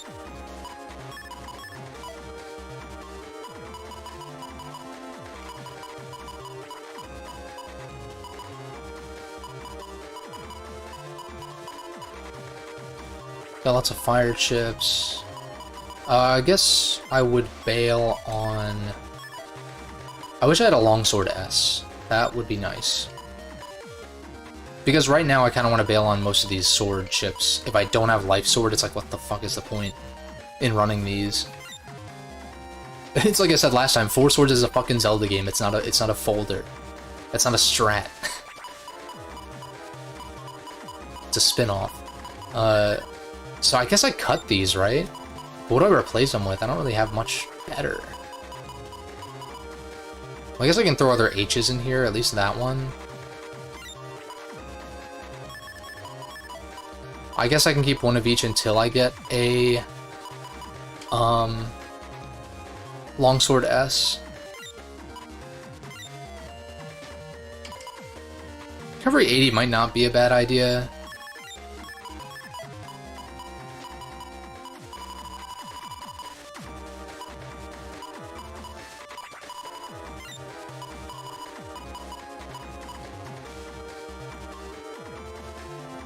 Boomer and High Cannon being 100 damage, Jesus. Yeah, that is power creep. I noticed that with the High Cannon too, yeah. And then M Cannon is what, like 180? Like, what the fuck is that? That's nuts.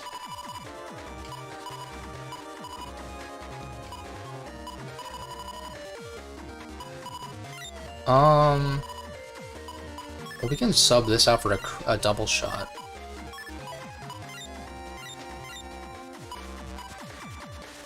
It's too early for me to use the patch chips. I don't want to use those yet.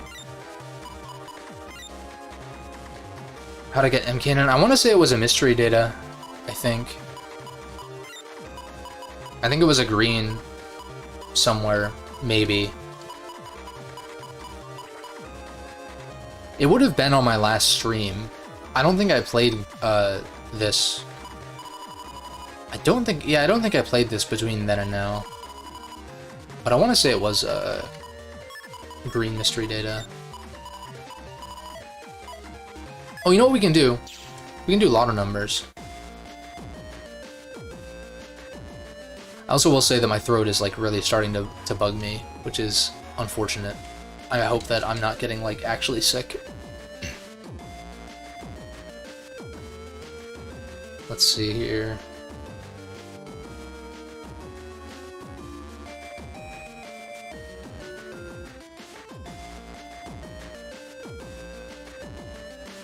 We don't have Navicust yet, do we? I forget. No, we do. Yeah, we do. Oh, we can compress Fast Barrier. Or first... I always call it Fast Barrier. First Barrier. Let's see here. Why is this called... It's called I'm Fish? Like, that's so funny. The GameFAQs compression codes have, like, different... Like, battery mode instead of battery, but it's like I'm Fish instead of fish. Jungle Land. Where's First Barrier? Oh my god! That compression is insane. Also, I'll just slot it in there, because, like, why not? For now. Lotto... Oh, we're gonna get some broken stuff with this. You call it Fast Barrier too, yeah. I mean, that's what it looks like.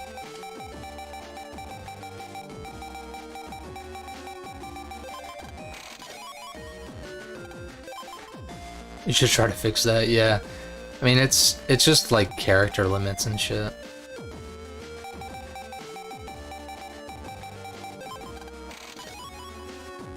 Getting stars for those mega chips is kind of nuts. Fucked it up.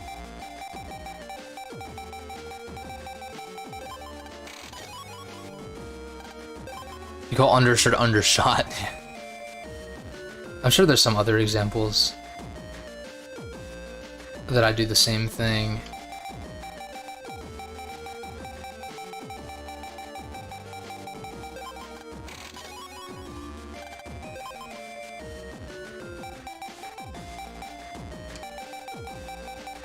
Whoops.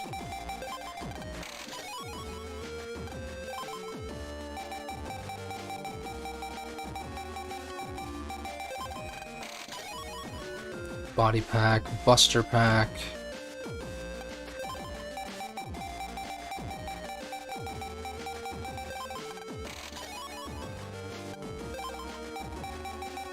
I'm probably not going to use a lot of these mega chips because I think it's kind of busted to have all of these star codes. But it's good to just, like, have them all unlocked without having to think about it.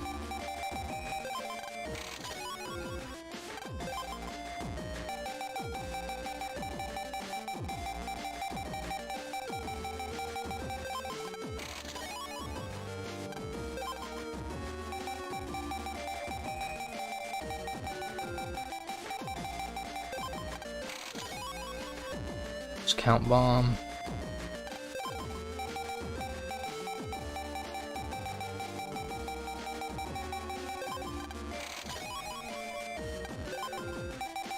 Whoops.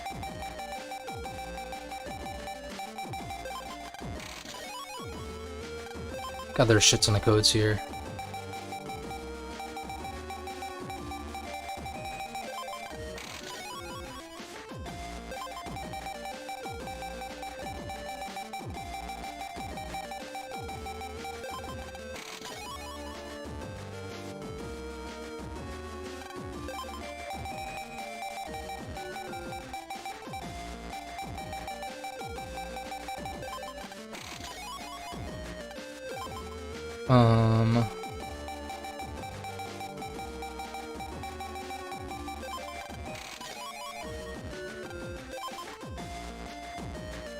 Why does it say on here it says element wrap, not element trap. It's weird.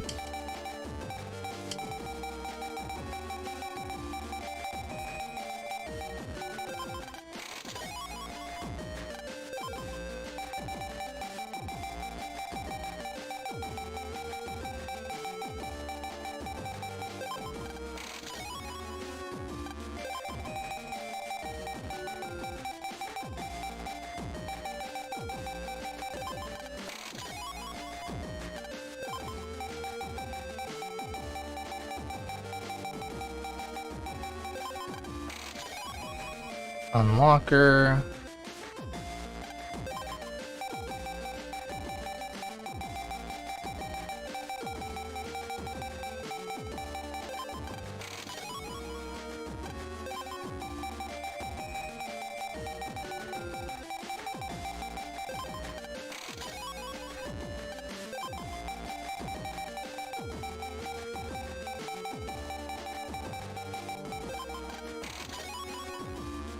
Okay.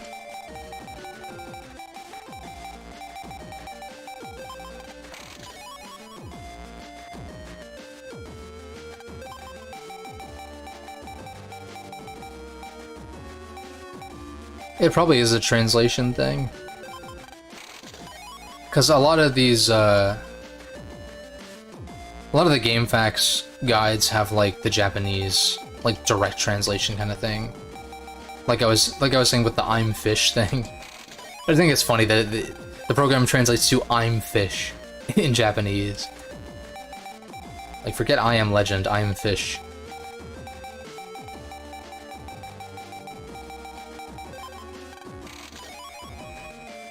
Ah, yes, Killer Man as well. Didn't know Ted Bundy was in this game.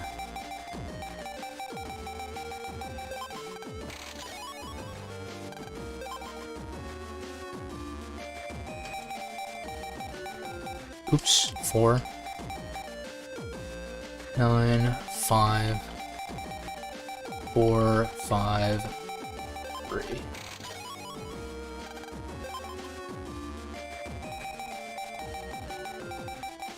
Oops. I wish that moving left to right had a slightly different sound than,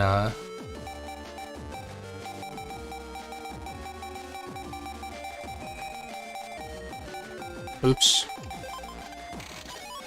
Sometimes I think that I over-inputted when I didn't.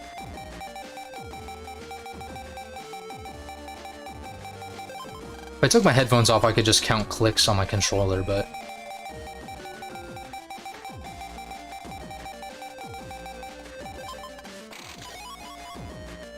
Mega Boomerang. God, there's so many.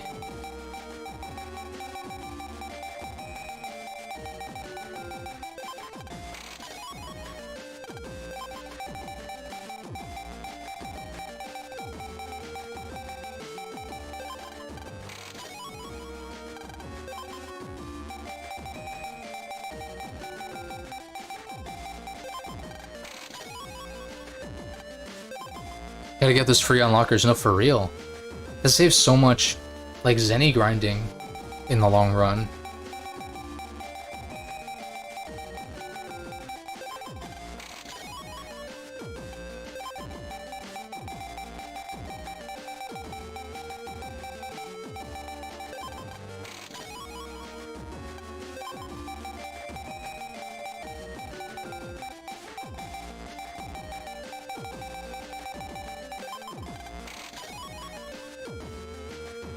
We're almost done. You think it's the most you get in any game? I think you're right. Because usually it's a couple Navi Cust parts, it's a couple sub chips, but this game gives you like mega chips and stuff on top of that. It's like, I want to say 4 had a lot of them too, though. I think it was 4. Maybe it was 5 that had a notable amount as well.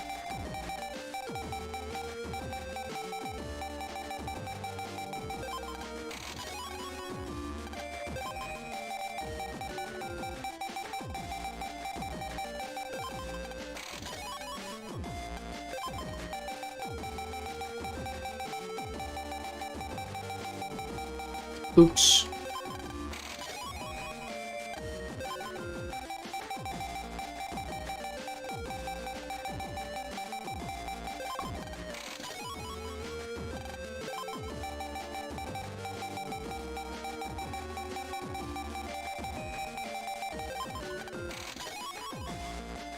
Shinobi Dash. That's right.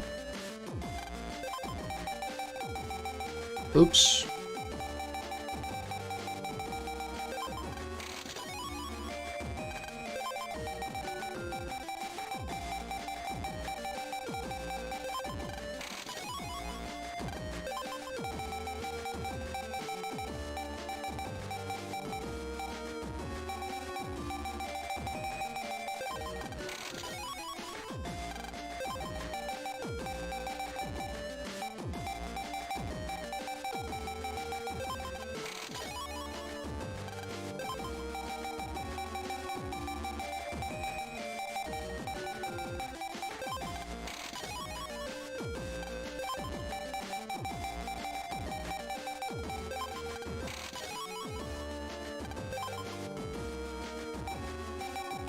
More unlockers. Way more unlockers, actually. Where was I?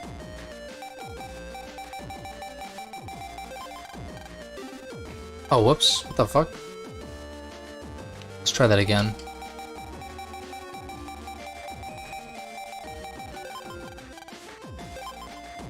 Is this like repeats or something?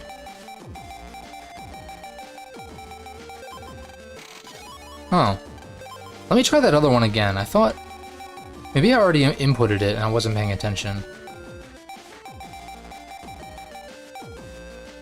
04789479. Yeah, I guess I already did it, okay. I did the 999 one, we do the 411. Whoops.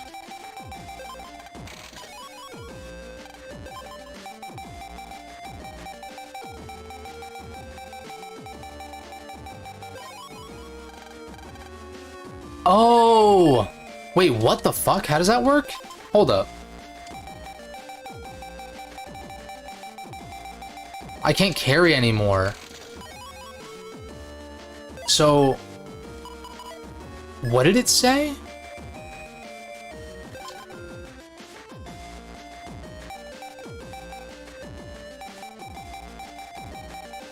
Oh, this is... Does it just toss it? Or...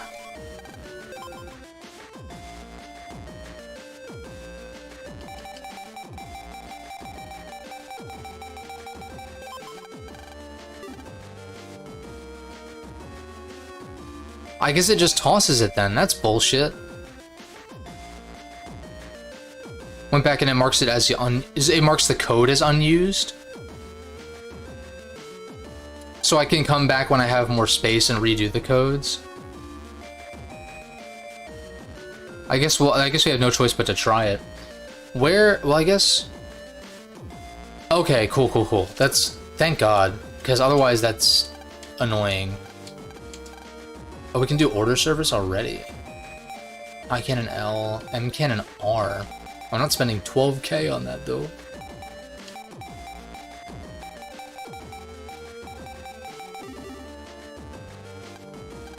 I'll just try all of those. They're all at the bottom of the, I'll just try all of the unlocker ones at the bottom, basically. And you know what I can do right now, in fact, is... Oh, we can buy Django. Wait a second. Oh, shit. I mean... Let's just go ahead and do it, fuck it. It's kind of nasty. Air hockey, drill arm, long blade, wide shit. But let's use some purples. I'm gonna pull up the purple mystery data guide so we can use these unlockers and get these spare ones.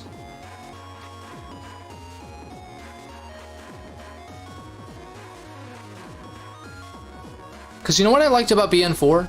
Well, okay. It's not like I... This is like a very small thing, but I liked in BN4 that there were no purple mystery datas in random comps. I want to say they're all on the actual net. And so it's really easy to make sure you got all of them.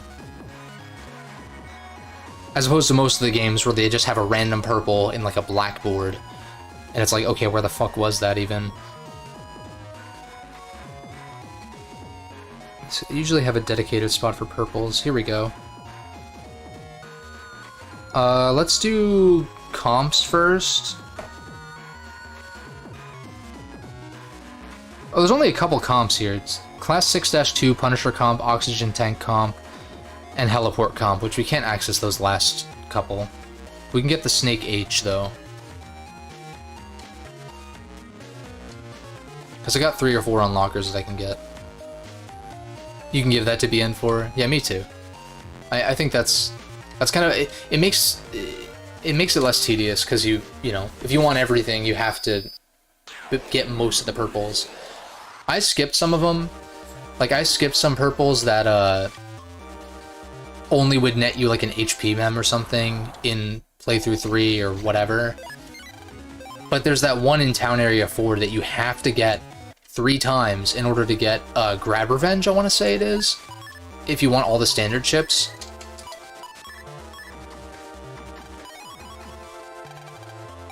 Alright. Punisher comp is in Greentown, so we can't do that yet. Homepage is Aquarium HP. Tornado L. I guess I might as well just snag that, right?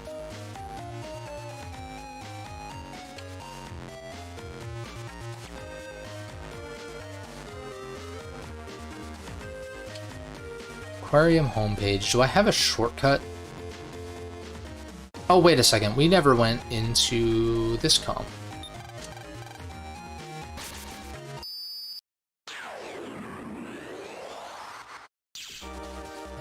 I don't think I've checked this comp yet.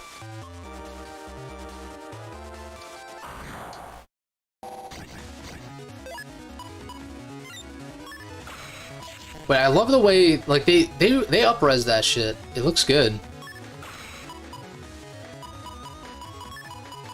Heatman is cool. I like his design. The whole, like, Zippo lighter thing is really neat. And obviously that's been around since Mega Man 2, but... Oh, damn it. That reminds me of some things I need to add to the BN7 video that I didn't record. Shit. I guess it's not, like, super relevant, but just, like, you know, Crashman EXE and some other stuff like that. Where it's, like, it doesn't really matter, but come on. Crashman's the only Mega Man 2 Robot Master that doesn't have a NetNavi counterpart. That's pretty lame.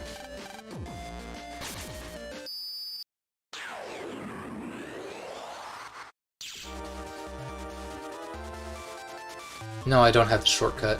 Damn it. So we're gonna go in the real world then.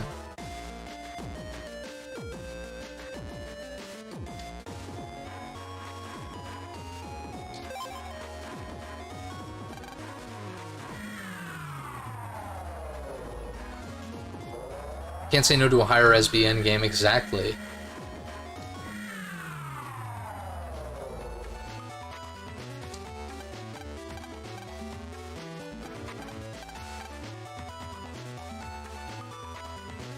You can't interact with the whale here. Yeah, the title screens, like everything that's not pixel art was touched up to some effect, which is cool. Oh wait, we need to go... The homepage is like all the way in here.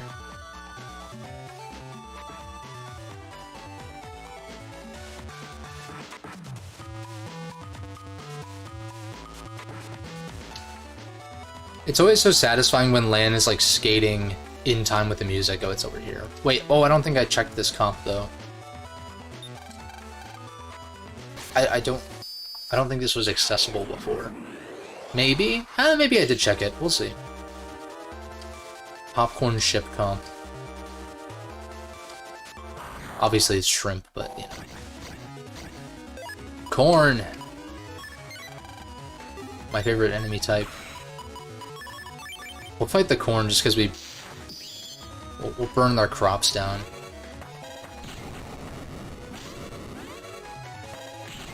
I love the pop.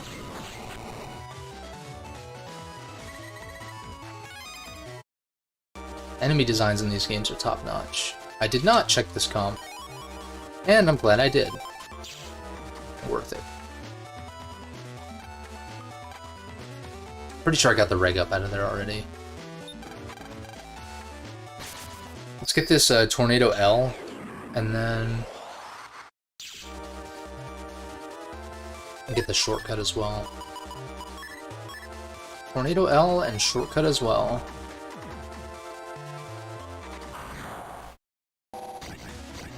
What is it, a prog, or do I talk to normal Navi guy over there? Hold up.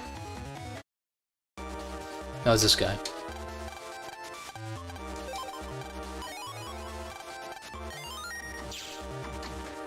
And this is... Right, Seaside 2. So... If I'm gonna do... Well, I have to go to the... How do I want to do this? Let me check net. Central 3, Green 1, Sky 1, ACDC, Underground 1, Undernet 1 and 2, Graveyard. There's really not that many purples in this game, I feel like. Actually, I don't think there's that many Corn Fiesta program advances overlooked by your younger self. I've never used it either. There's tons of program advances that I've never fucked with. Because I usually just stuck with the standard, like, you know, Z Cannon / Giga Cannon, Life Sword, H Burst, or like Z Spreader or whatever it's called in BN 2 and 3.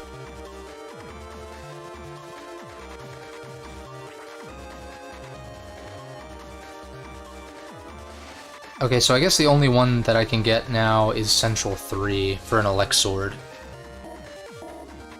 which is kind of nice. I like the Elemental Swords. That's a program advance that I like from BN 3. That I would guess is present in the other ones, but... Like Aqua Sword, Fire Sword, Wood Sword, Elect Sword, I'm pretty sure that's a PA. Ooh, another High Cannon.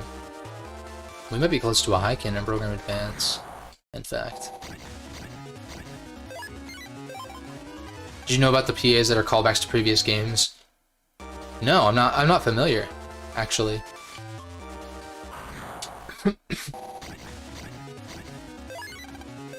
Like, how so are they callbacks? Where's that green? There it is.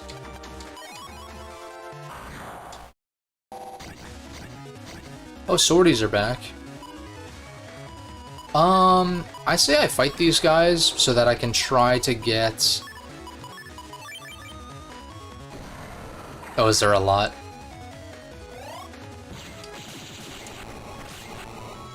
I'm gonna try to get a longsword, ideally. S, god damn it. Wrong code.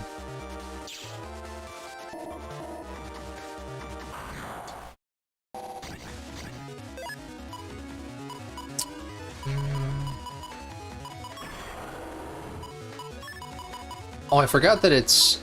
You only have 3 transformations for every, or, like, you have to refresh it or whatever.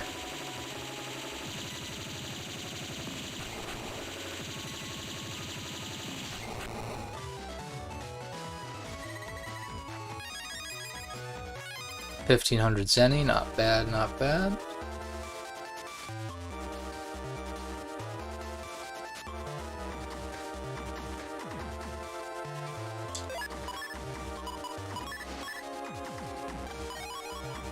Alright, we got the Elect Sword E.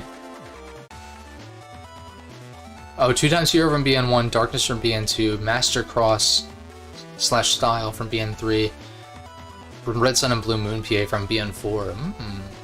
Well, I'm familiar with 2x Hero from BN1. That's the one where I'm like, I almost have an actually, like, I think competitively viable folder in BN1, because, you know, there's not that many options. I'm just missing, like, one of the sword ships for 2x Hero. But I have, like, Anubis plus whatever the fuck it was that was broken in that game.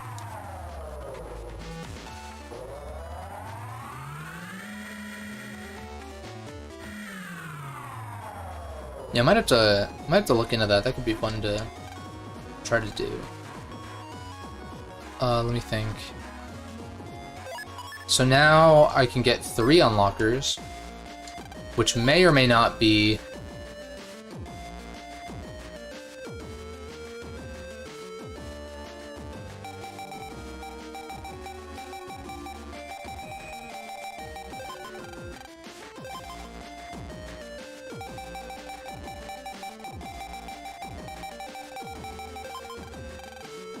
Why is it saying that it's been entered already, though?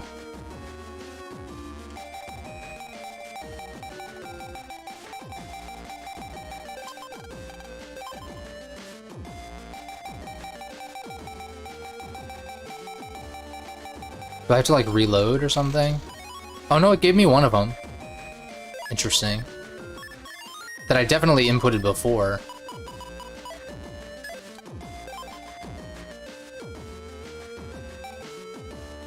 Maybe I did get most of them, though. Dark Neo, which is from... may also be from BN4 or 5. Let me see how many unlockers, because I never bought an unlocker, right? So I know that I got 5, and then I just got 1, so I've gotten 6. Let me just make sure. There's 1...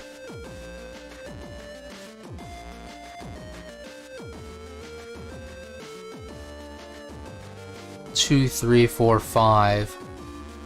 Maybe I did pick up 1 from elsewhere then. But then that would add up that I have all of them, though. Yeah, I would assume that I actually did get all of them. That's fine. Alright, now we can, well, we can chip trader first. Get these mini bombs out of here, they suck. Vulcan 1 is way better. I don't need this many Reflector C's. Panel Grab is not bad. Mini Bomb is terrible. White Capsule is decent. We'll keep 1 Sword L.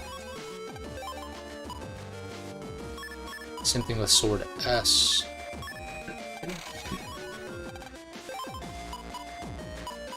Recovery 10s are shit.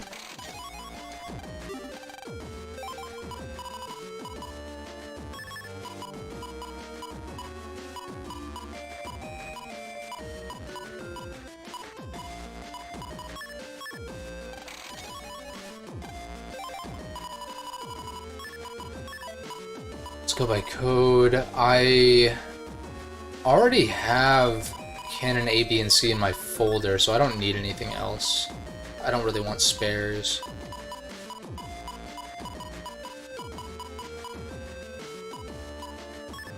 Mini Bomb is really bad. Longsword H, they're really taunting me with this. Couldn't that have just been an S? Like, come on.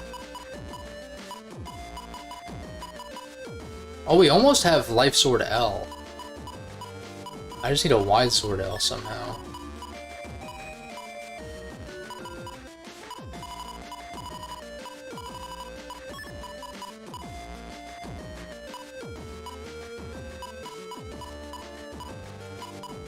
Crack shot's pretty bad.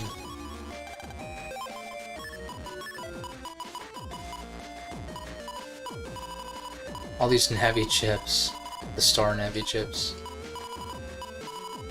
Copy damage I'm just never a fan of. Getting star is actually kind of nice. Once I get air shoes at least. Wide sword star from... Oh wait, I think I actually already have that. It never occurs to me to use star chips for PAs. For whatever reason. I think that's in my folder though. Lance is nice. I might throw that in. What's another throwaway chip? I guess I'll hold on to the spreader. Wait, spreader 1?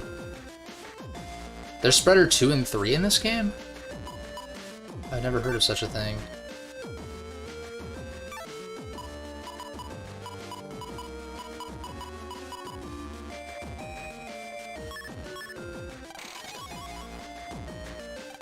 Iron Shell's not bad. Let's take a look at, Oh, I can't take anything out of this. Whoops. Twin Leaders is the BN5 PA. Oh, okay, yeah.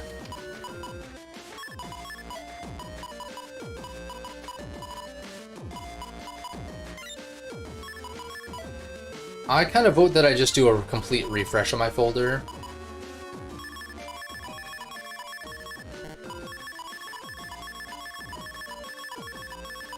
Gonna see what I'm working with.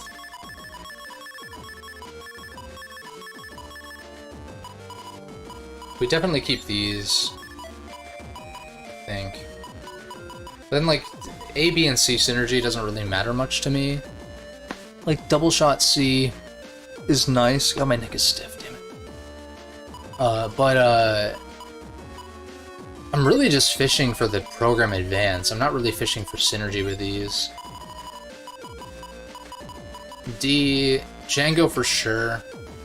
In which case, I guess Vulcan ones, but I'm almost like, let's just keep Django as a one-off, I guess. Because Vulcan 1 is so...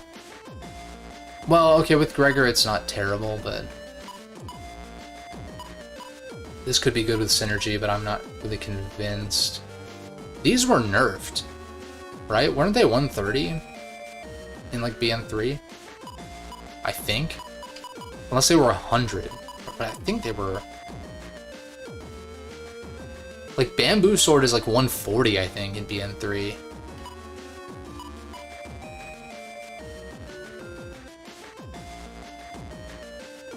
Fire Hit's kind of nice, but I don't typically like just only these having synergy with themselves, though. I feel like that's kind of lame.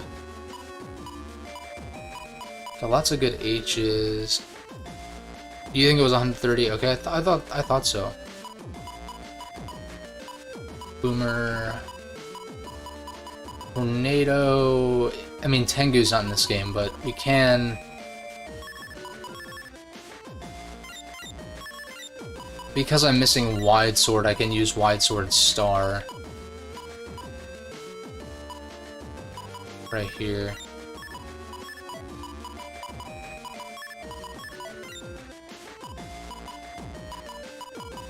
Where was I? H is a potential code. I could also just use the SAR Navi chips, but I'm kind of like... I don't know, I feel like that's a little bit too broken this early. But it's also like I've played these games a bunch, so who really cares? Oh, M for sure. Even though this was like a lot of codes that we got. Also, Drill Arm is not... There's not like a Drill Arm 1, 2, 3, it's just Drill Arm straight up. Time Bomb, we'll take Boomer, we'll take... I guess I might as well take Drill Arm just for synergy, right? High Cannon's actually not terrible, especially with Psy Beast. High Cannon N, I don't have a High Cannon L or O, though, unfortunately. Because then I would... Wait a second. What code do you sell for High Cannon? Wrong thing. Chip order. High Cannon L. Wait a second. Isn't that what I need? Yes, LMN. And then I can bail on the regular cannons. That's actually insane.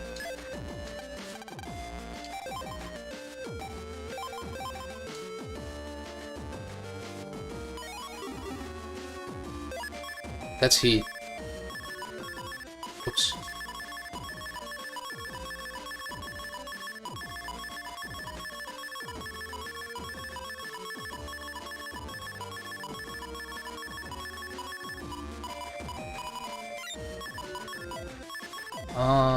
Yeah, so we take L, M, N. M cannon might be worth throwing in on its own, but let's go by code now. A, B, and C are so whatever. Django, Unchained, and then H is an option. There's some decent stuff there. Kind of. We did establish L, M for some stuff. Airspin 3 is tempting, but without Tengu, it's like... It's the same thing with, like, Team Colonel, where it's like, I don't... Or really, just... When it comes to elemental chips in these later games, I tend to not want to use ones that don't synergize with Double Souls / Crosses. So, like, air, wood, aqua, that's all, like, not really that useful. I guess except for fighting, like, Heatman, Elecman, and... Is wind strong against something? I don't think so.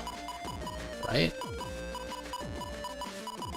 Roll 2 for sure. Maybe roll 1.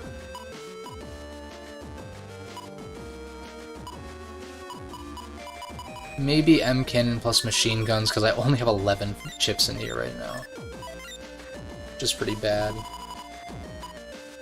Wide sword for the PA. Lance is 150, that was a buff. It used to be like 130. Buster up for sure. Doesn't this pop out of obstacles? Take the panel grab, because I don't have area grab star right now. Area grab star would actually be really nice. This is all cheap shit that I'm not going to use right now. But the attack 10s, I'll throw in like at least 2. I'll throw in like 2 white capsules.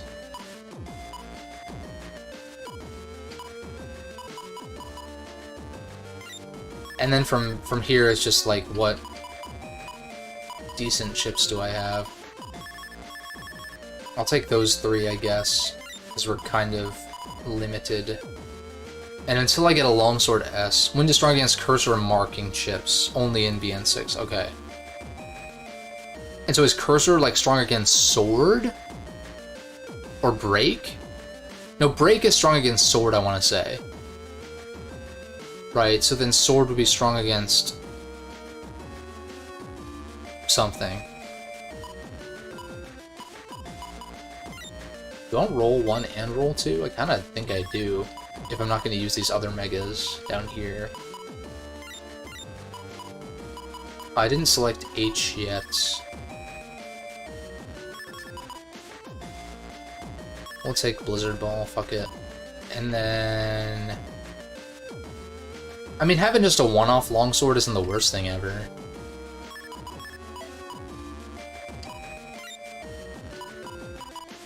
Snake, recovery 80. Whoops. I've got 4 H's, I feel like that's plenty.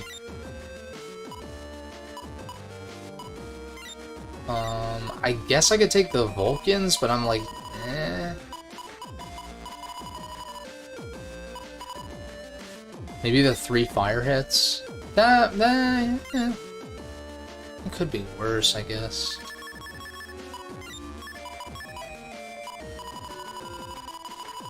This looks decent. Although I need to set my... Excuse me. I need to set my, reg, and then my tag chip.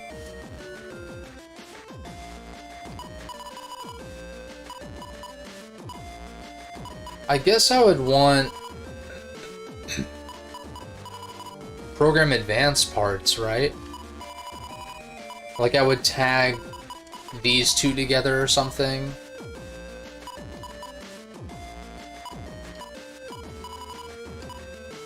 Or 2 of the high cannons.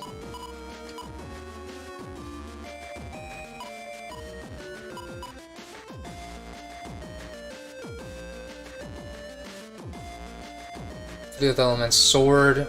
Sword into wind, into cursor into break, then back to sword.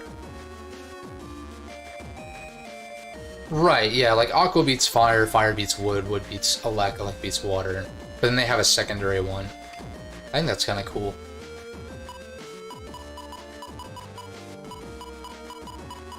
What do I want to tag, though?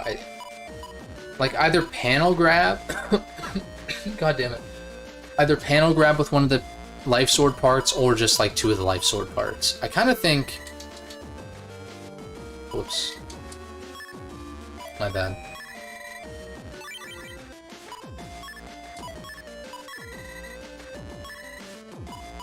I think panel grab with,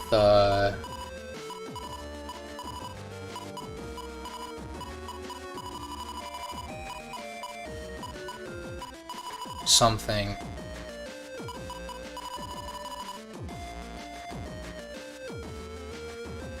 What does Django hit? Like, what panels does Django hit? Because I don't think I've used this, because it's, you know, it was Japanese only.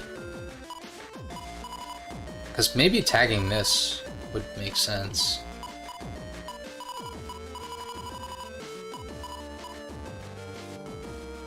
BN6 does what Star Force 3 does. Some ships have more than one element attached to it, like Aqua Sword being water and sword. That makes sense. That does make sense. I'd say let's just tag these 2 together. Attacks the warrior on there, maybe an input. Okay. We'll just go with this. It's synergy for like panel grab plus life sword. I would rather this be an area grab, but I don't have life sword S, and also I don't have area grab L, so that's kind of a bummer. Although, I can try my luck at the draw. Again, I'm gonna get rid of these Vulcans. Ooh, that's damage.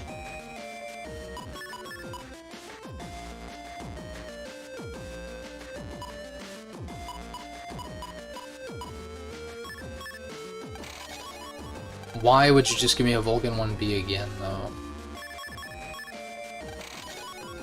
Oh, shit. Okay. Fuck L, then. Or, well, I guess High Cannon can stay. Except you stay. Like the fucking SpongeBob meme. Okay, now we're cooking. Now, I don't even... Well... I mean, technically, the wide swords. The wide sword star is technically better than wide sword S, but I'm still basically saving it for the PA. So I guess it doesn't really matter. But the main thing is that I have area grab.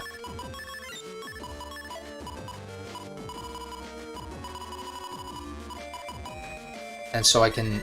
Oops. Except you see, yeah, yeah, literally. Tag chip. I think I'll do the same thing. Area grab plus one of the life sword pieces.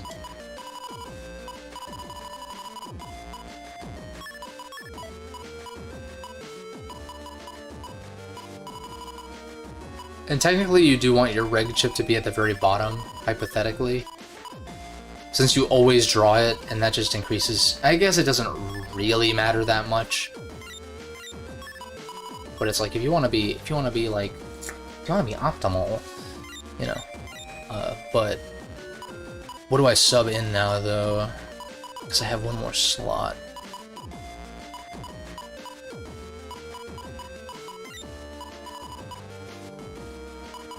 I've got a lot of multi-hits, kind of. So maybe another attack plus 10 might not be too bad.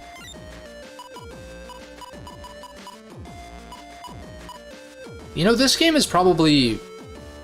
This game certainly has a lot to do with my slight affinity for deck builders. I never made that connection growing up. Because I never really viewed this game as a deck builder, but like it is, in a way. It's just it's not turn-based. which is kind of cool. Because, you know, you think cards and you think turn-based more often than not.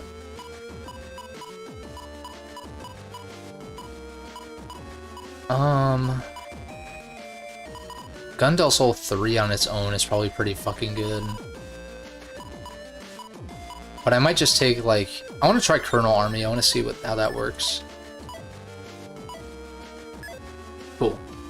I can still do more, though.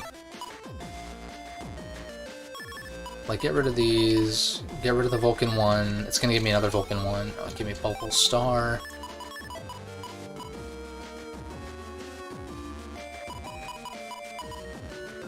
This is super whatever.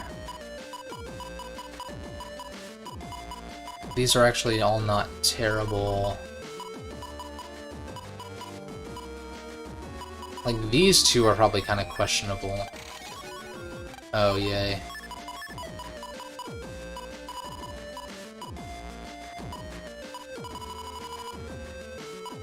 Get rid of the crack shot. And I am running a couple of T's, so I could sub that out for something. Some K synergy. It's not terrible, but it's not great. I don't really like most of the bomb chips. They're too... Enemies are too fast. Like, bosses are too fast to land those most of the time.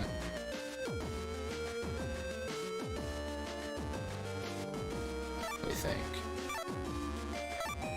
What is the TRN? Is it turn arrow?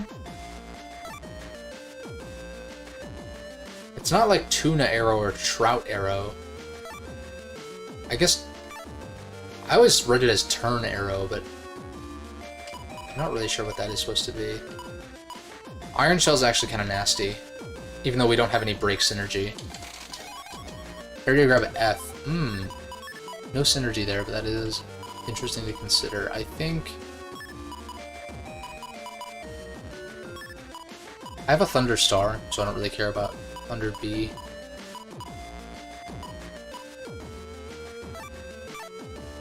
Oh, it's actually Train Arrow. Oh, I guess because it's like multiple after the other, and I feel like that's kind of a reach, but it is what it is. Train Arrow. Get rid of one more air shot. Crack shot A. Wow, that's abysmal at this point. Now we can actually, like, kind of start this. Make a save. Oh, wait a second. I forgot to do something. Let's get these compression goads going. Begin at 6.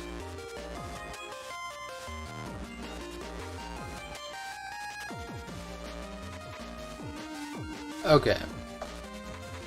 I don't like that these are not in alphabetical order, but I can more or less find them. So, Buster Pack. Oh, and this is Booster Pack. Body Pack. God, that thing is massive. What the fuck? PMD on Seaside 3 is a Wide Blade B. Ooh. I must have missed that there was a Seaside 3 PMD. But next time we're over there, I will... Alright, Rush.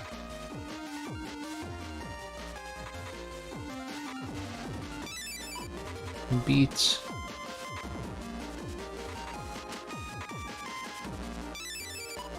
Tango.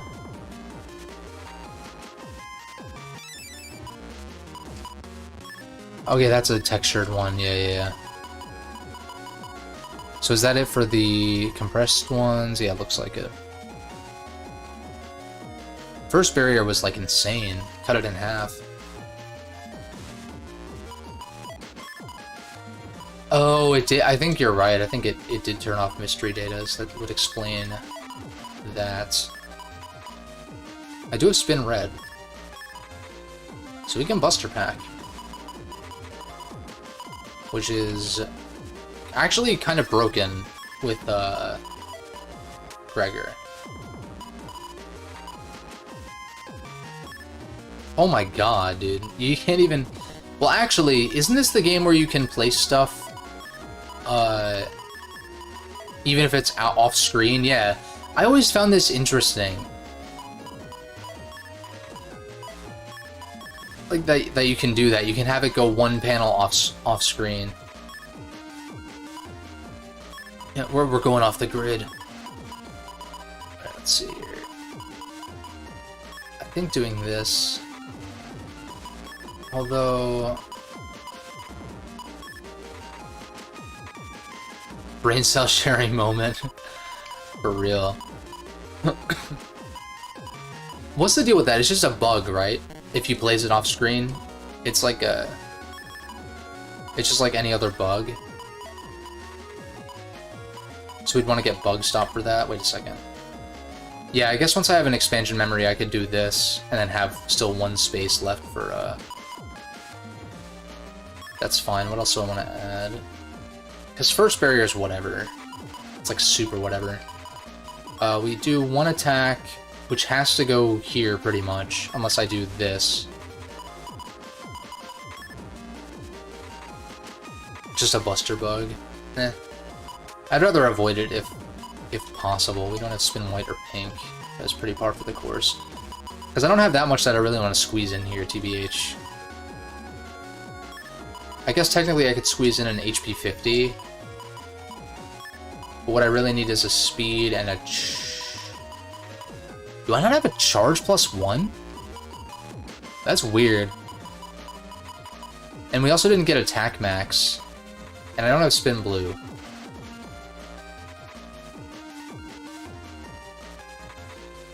Oh, really? Well, shit. Why don't we just do that, then? Fuck it. Oh, I don't have spin blue, that's right. But I can put this here. I'm surprised I don't have a charge +1 yet. HP +100...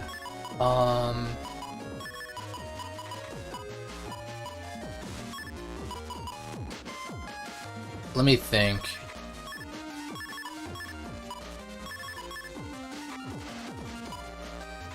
But I'm guessing the more pieces you have off screen, the worse the bug is? Probably?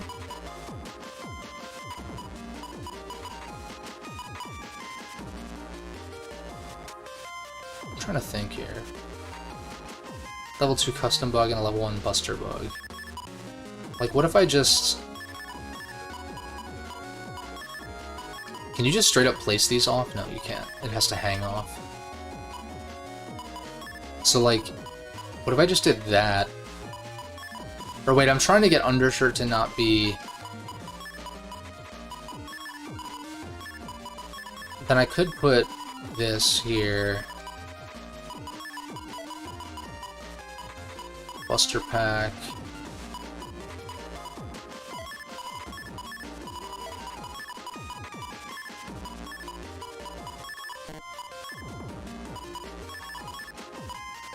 Oh, that works.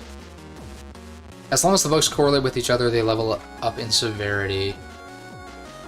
Okay, let me see here. BN6 bugs. I also love that this is the one series where you can look up the name of the game plus bugs, and it's not like glitches, it's like an actual system. It's not a bug, it's a feature. Like, it's literally that.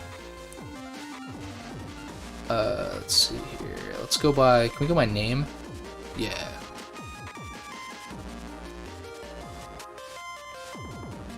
Buster pack. Buster blank bug. And then... Burst barrier I'm not even really that attached to. I'm not really sure why. Movement bug. I mean, I don't really feel like I need burst barrier to begin with. And so by virtue of that, it's like... Can I do this? What, I don't even really want the HP plus 100 that bad. If I could spin pink, I would put this here.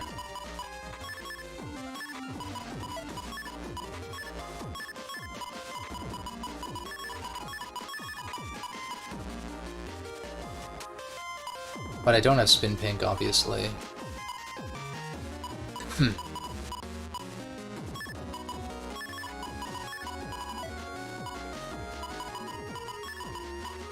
I think attack max is better than I just take an HP 50. And then once I get a charge plus 1, I can put it.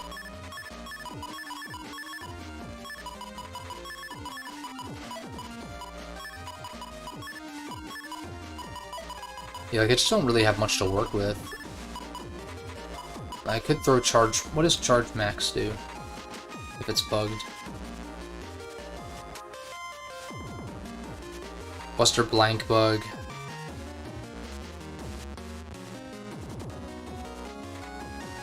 Four or 5 colors will cause the emotion bug. Let me look at.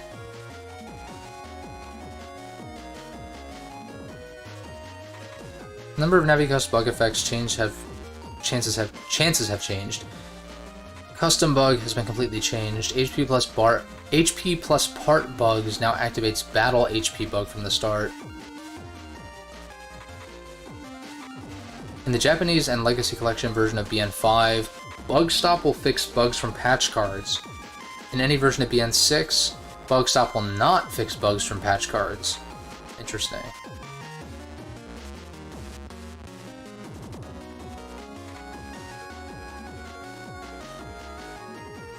You don't get Spin White or Pink for a while. Spin Blue is in Sky Area 1, Purple Mystery Data. Expansion Memory is in Judge, Comp, and then Lab Comp 2 via Undernet 1.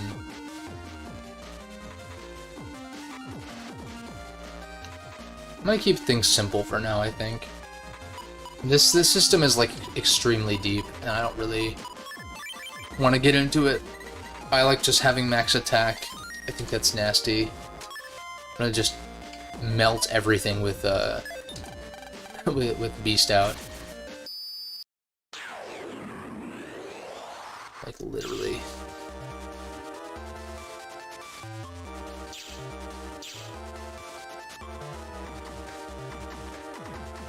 I swear there's always a green here.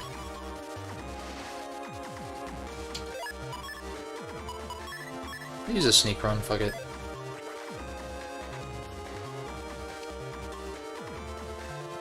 I'm gonna check.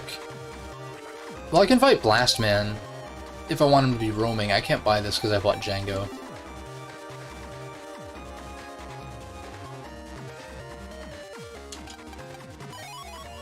Isn't Blast Man like... I know he's in one of these dead ends. Forget which one. Yeah, it's over there. Blast Man's a chump. I don't care if he roams.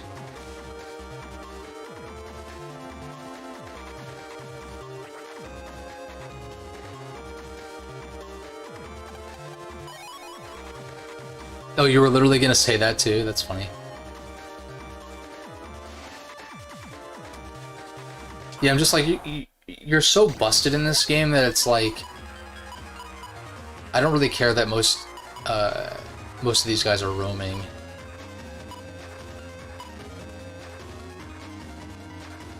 I mean, shit, I guess. I just wish you could choose where time bomb... Oh, that's actually perfect. Wow, you bastard. I said that was perfect and you fucked it up.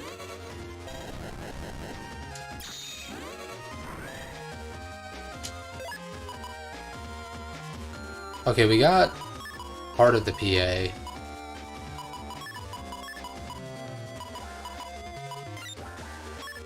I guess I might as well heat cross, right? Like, not much of a reason not to.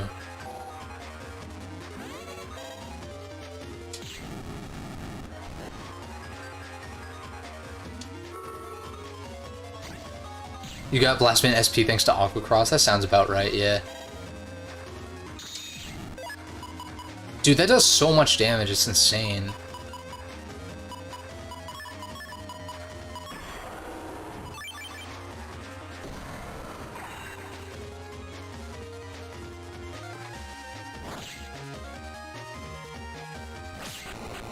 And I gotta say, as much as I love BN5, oh, that was an S, oh shit.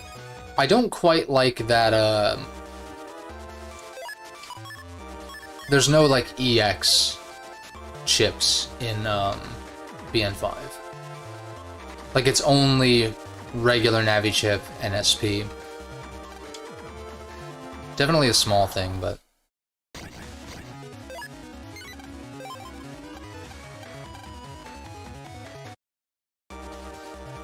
Alright, so... Expo Pavilion Operator Navi Selection Test. That's a mouthful.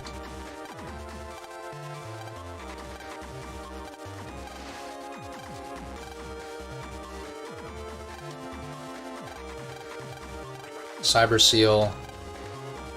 It's in Seaside area for sure. I might as well just use these sneak runs. Oh, we're heading to Seaside, so I can check that PMD. You're glad DS was replaced with EX chips? Yeah, I mean, I get that Chaos Unison was something they were trying to push, but I don't really like running Dark chips, TBH, because it's mostly like the HP depletion thing, where it's like it takes away 1 HP point, or I guess 1 HP. We're gonna go down here for the greens. Takes away 1 hit point permanently. That's what I was gonna say. And I don't like that, because then I'm looking at like even looking at my health at 270 is like bothering me, because I'm so used to seeing him in increments of 20, or at worst increments of 50. If you got like an HP plus 50 or whatever, with a nice round number. Dive Man is down here, no? That one's a little bit riskier.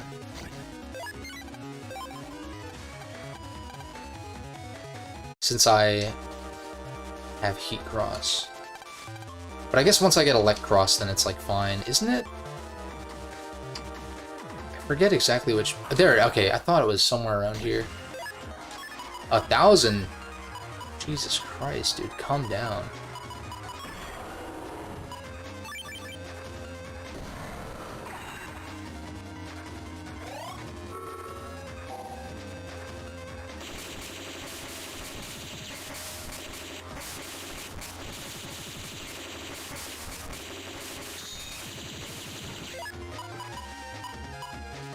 Oh, I almost have the PA.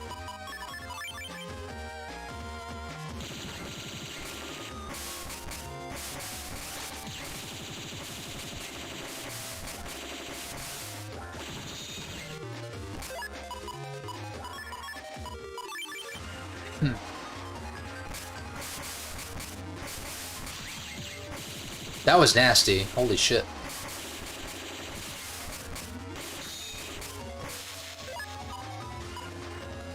Mega Man's face during that, though. I think just because... I mean, I could draw Life Sword next turn and whatever, but... We stun you. Oh, you're a bastard.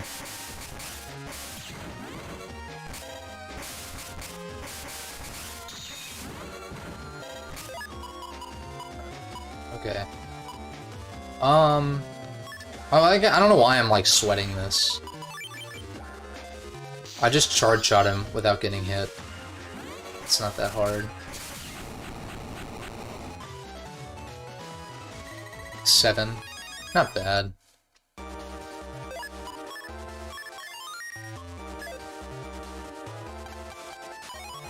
Another recovery 50.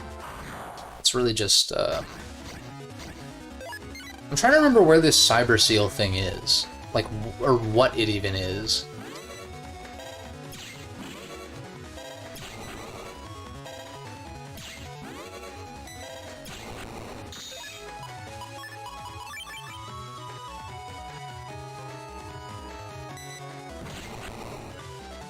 Oh, there is a hidden path here, you're right. Isn't it just like... It's just... Okay, I thought so. It's just a long... Here we go. Nice. 290. That's gonna bug me even more than 270 did. I should just unplug the HP plus 50. It's like... Eh.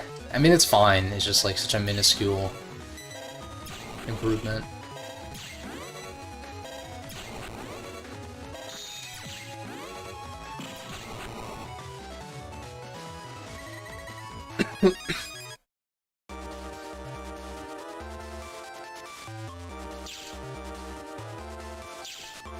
Let's see. Cyber Seal.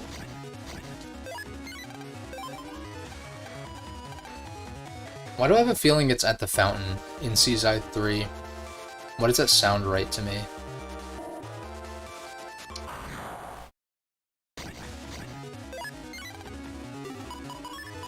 Oh, we can try out Django, but I want to try this out first, because I don't know if... Yeah, okay, I thought so. I thought Colonel Army only works with, That's kind of sick, though. Oh, and it actually tells you when sorties have area grab. That is nice.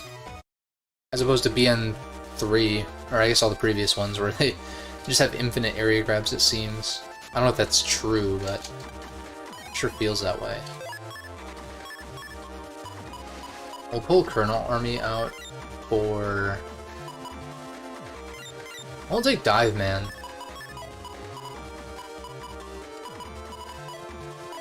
We got the double D.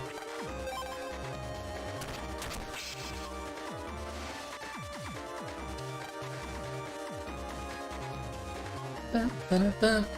Bum, bum, bum. Let's get these greens. I'm gonna say it was right here. Fuck. I wish you could scroll around the map whenever.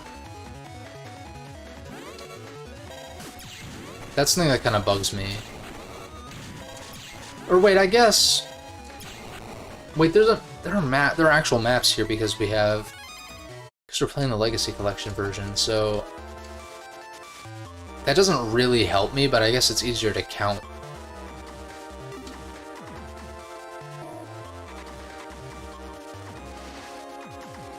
Wasn't I one shallow? Yeah, that's it. Got a bug frag, wow. I would... Oh, 150 now. Yeah, these did get buffed. I would rather... I'd rather get the 4,000 one from AC/DC just to have that one checked off the list. But it's also like by the time I get back there, I might have enough money anyway, so I guess let's just fucking buy this.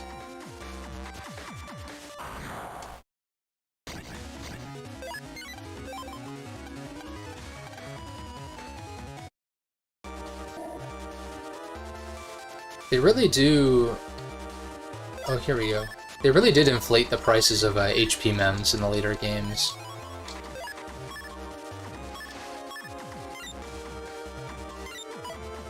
Yeah, 310, yeah.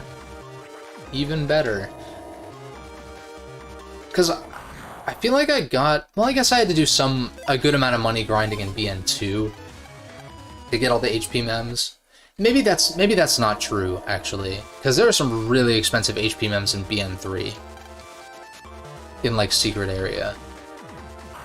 It's just that I don't even have access, I don't think, to the shop there. I kinda am not the biggest fan of those monoliths in BN2 and 3 where you have to use, like, somewhat specific program advances to break them. Seaside Key.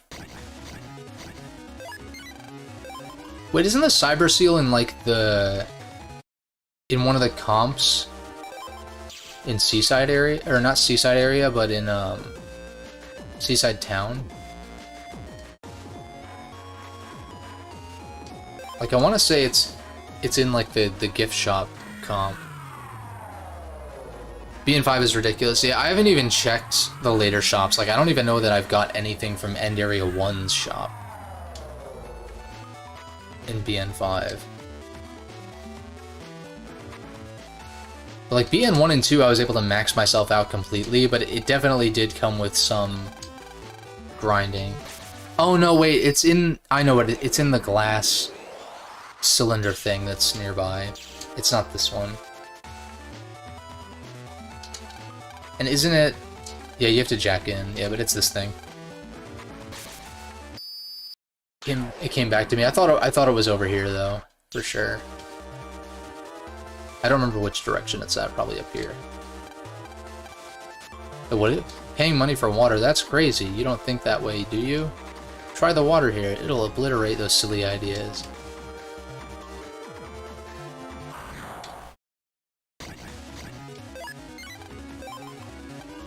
What?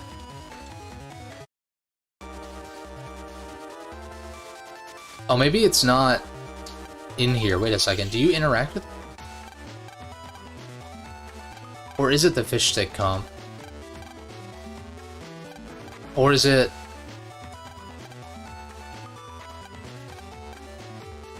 I'm checking the fish stick comp, because I forget. Or, well... I could have sworn some... Maybe I'm thinking of something later. No, it's not this.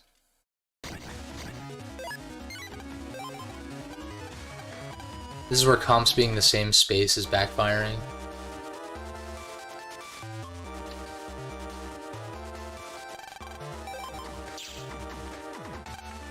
Am I... Is it the popcorn shrimp one then? Because I could have sworn it was this, but this might have something to do with, like, Judge Man or something.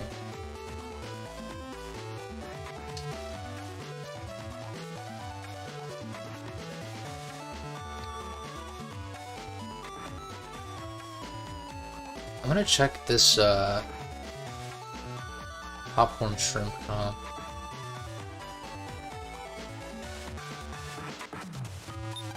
I swear it's one of them. Cyber Seal.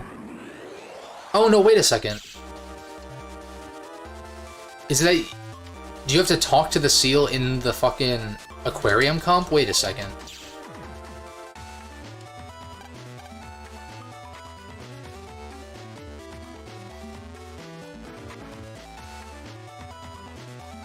I think...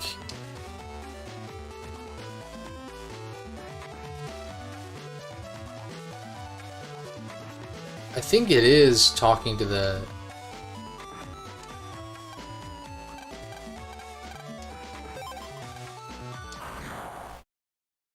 Maybe you do go back to the aquarium then. Or aquarium comp, rather. Alright, just split up here. Beautiful. That was a triple delete, I don't care what that said.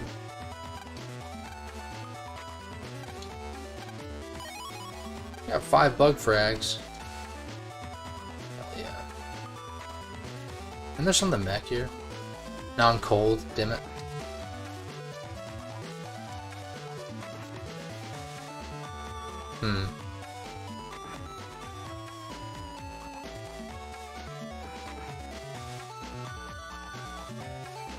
Cyber Seal.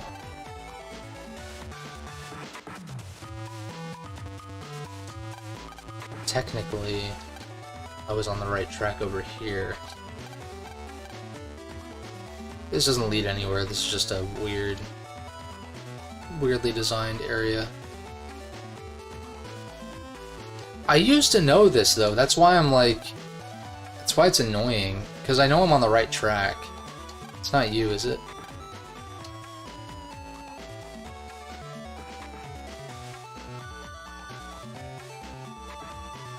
So technically I was on the right track over here. But then going backstage was cooler.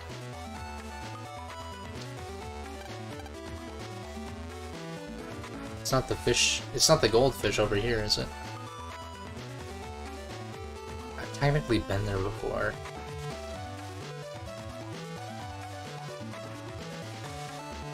But only technically? Is this Quiz Kid?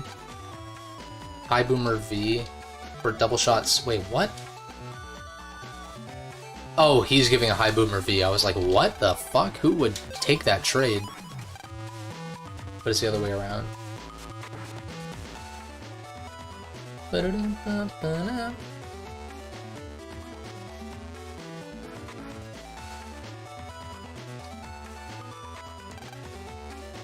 Huh. This is a water tank. Oh my lord. It's so funny.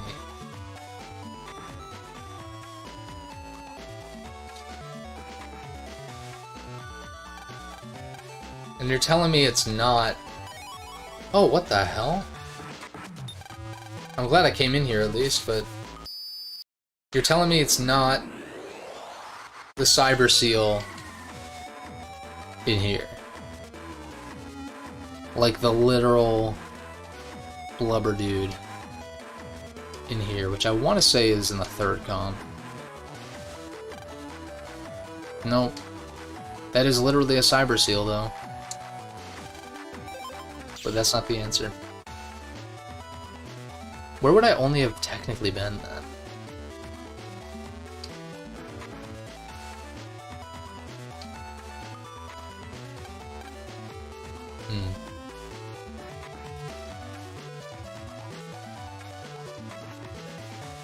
Wait, is it the... It's not the home page, is it? If it's the home page, I feel really dumb, but it's also like... I thought it was in a one-off comp. But I think I'm thinking of something else, though. Yeah, okay, so it...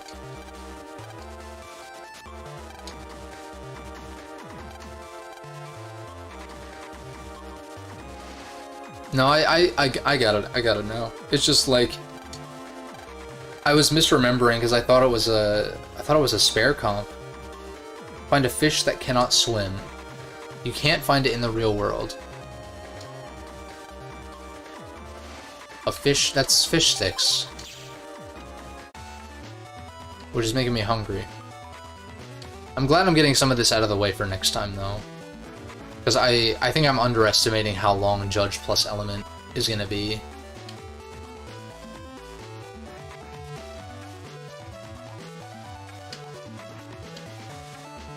Especially because of this stuff. This is what I was thinking of. Yeah. I was streets ahead.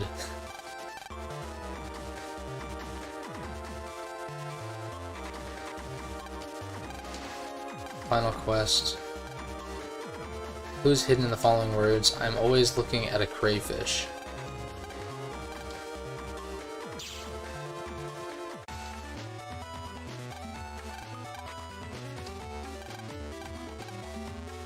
It's not this, is it?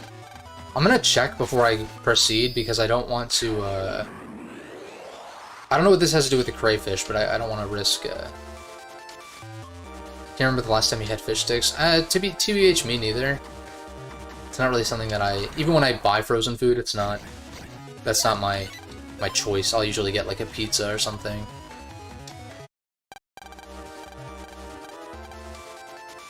Oh shit, wait a second. We got Grab Revenge.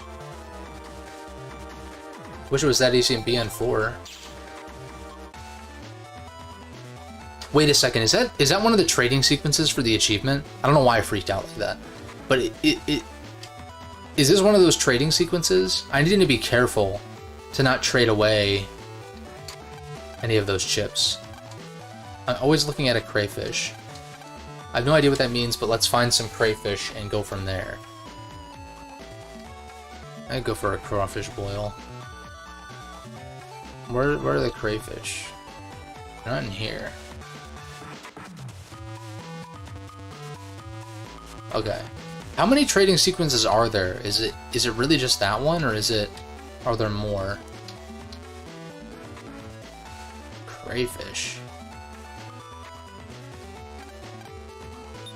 I'm gonna just double check here, because I don't feel like thinking right now. It's definitely not in here, though. Corn! Once again.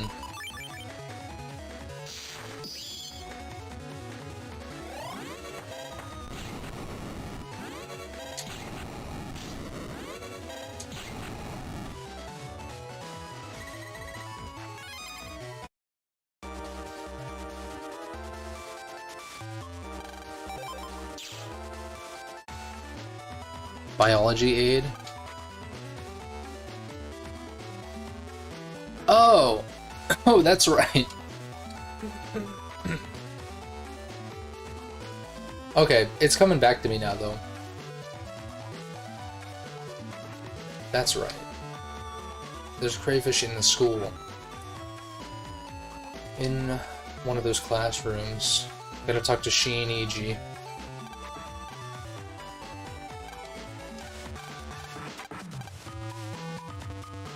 Okay, so talking to Mick is supposed to be a hint.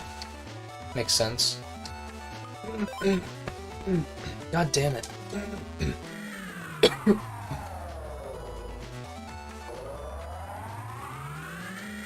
Depending on how I'm feeling on Wednesday, I might need to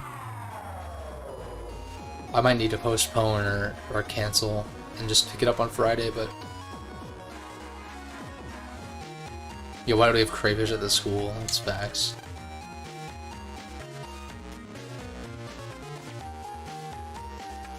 And isn't he in 6-2, I think? I think he's over here. No. Wrong class. I feel like my voice is getting worse.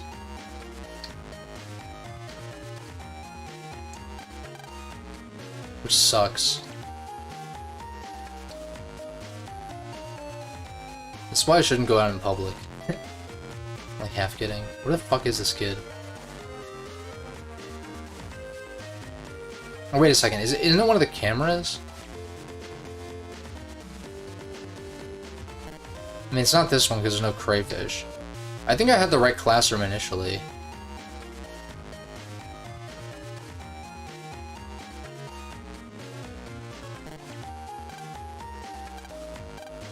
Beetle. Ants. Wait, what? Oh. Wait, is it our classroom then?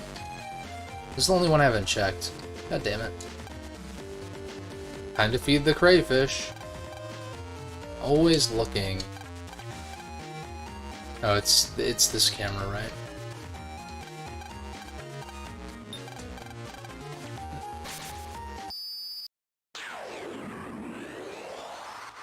Oh, he was in 6-2. Okay, I gotcha. I have not been in this comp, so I'm checking for mystery data. 3 grand is insane.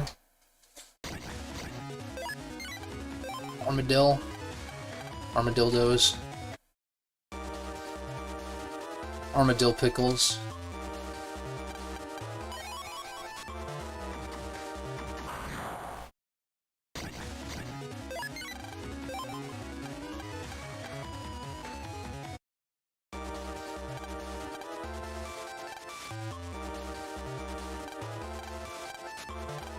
And this is supposed to show you, I guess, that there are these cameras for the Judgment scenario.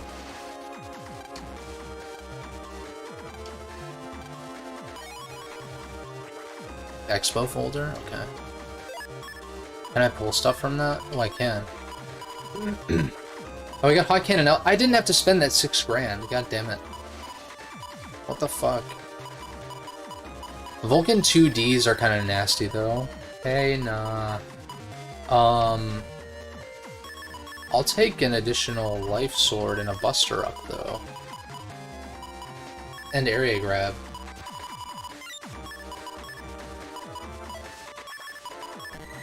I just need, some shitty chips to throw in here as replacement. I guess I don't need that many of these.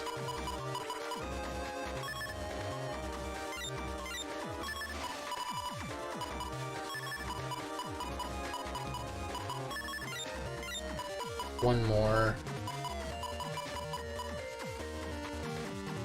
Why the hell would I guess if I wanted to run 2 get-ins, then...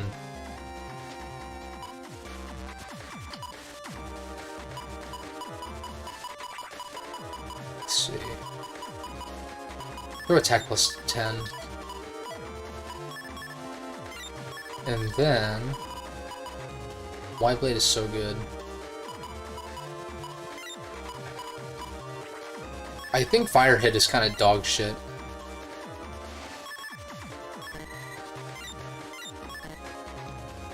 Wait, only 5 of the same Mega Chip? What do you mean? Why does he phrase it like that?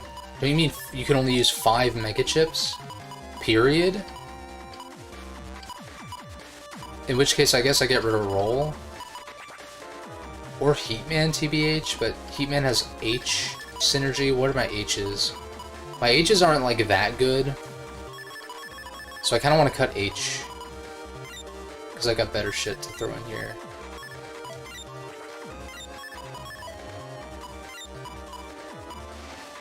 Thunder is not terrible, but it only does 40. I guess we'll have Electcross, which does something. Vulcan 2s are pretty good. Take at least 2 of those.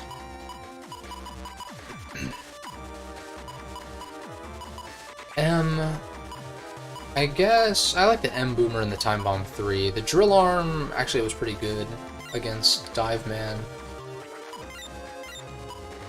I feel like I just take this other one. H. Let's see. What else did I get? Oh, I got more Life Sword pieces. I think I just throw another area grab in, probably. And then I could tag the area grabs together.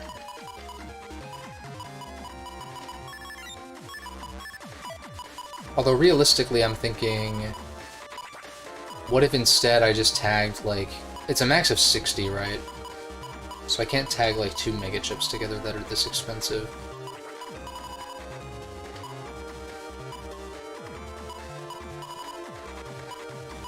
I could tag Roll and Roll 2. That's not terrible.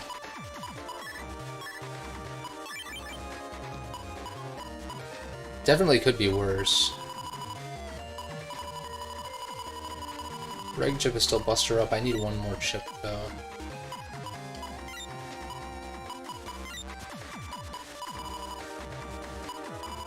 Oh, another Buster Up, duh.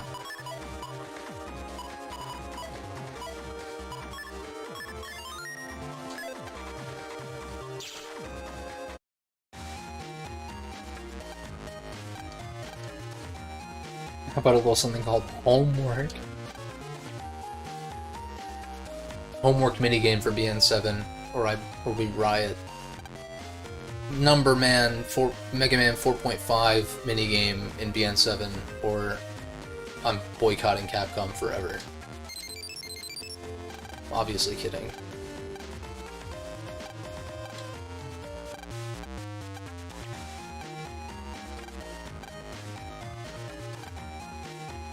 I need you to appear at the trial of Captain Blackbeard for the incident a while back.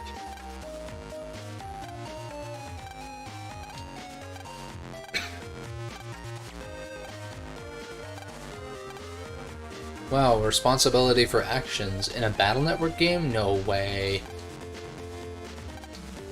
I'm just kidding. I mean, like Airman's operator literally gets fucking blown up by the Net Mafia.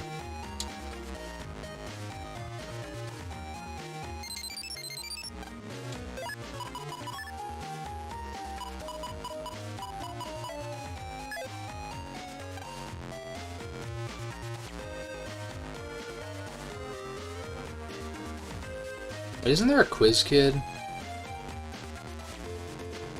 I don't know if he's spawned yet. Yeah. Mr. Quiz, Mr. Quiz. What can't you grab with your left hand? Your left hand, right? I was like, wait, what? But I'm like, you can grab your left thumb, I guess, but what does a Metar always have? A pickaxe. Which one of these fish might chase a mouse? Catfish.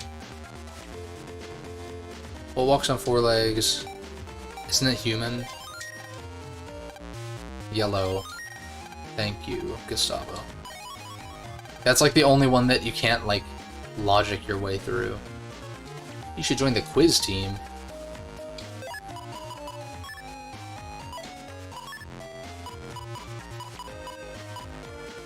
Quiz book. Something's written on the cover. Oh, it's a lotto number that we already used.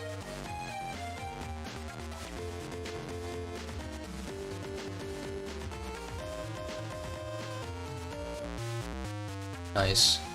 Yeah, it is nice with those quizzes. You can just kind of trial and error your way through. I haven't seen a single security bot.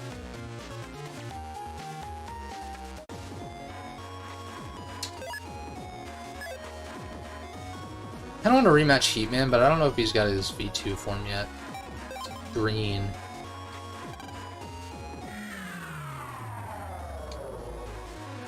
Ba ba da ba.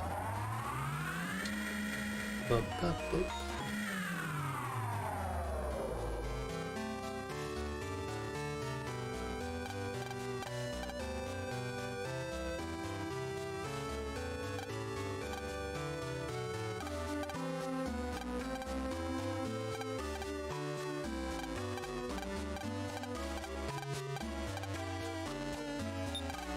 Not really feeling this track, TBH.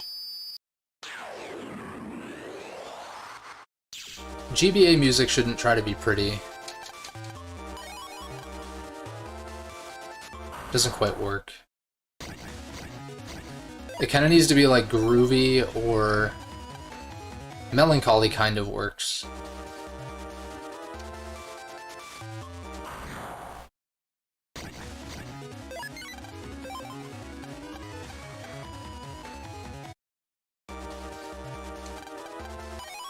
$2,400 zennies. Damn it, I was gonna check out. I just wanted to check that one corner.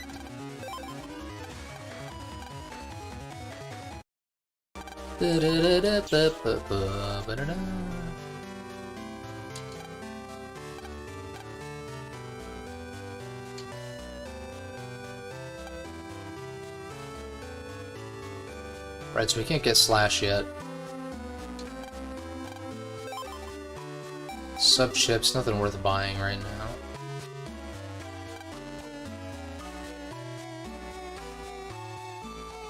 Yeah, I mean it's compared to the rest of the OST, it's pretty weak. Do we ever find out who this is? Wait, this is Shawd, isn't it? Isn't that Shawd?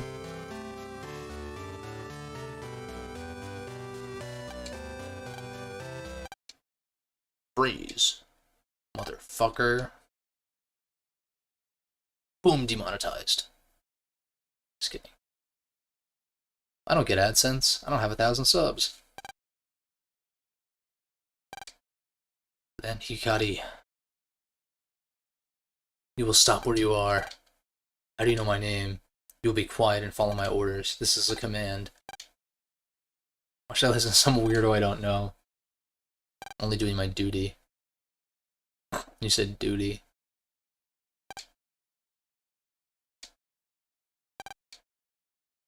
I'll be commanded by some suspicious guy. What am I on? Team Proto Man? Laugh track hits. What is this? Some kind of Mega Man Battle Network 5 Team Proto Man?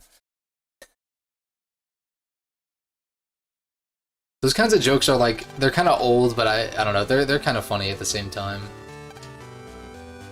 It's like the Family Guy one where it's like, I'm so glad that I am Superman 4, A Quest for Peace. Yeah, and it's like I didn't play Team Proto Man anyway. It's like, what is this? Some kind of Mega Man Battle Network 6 team or fucking Side Beast Gregor?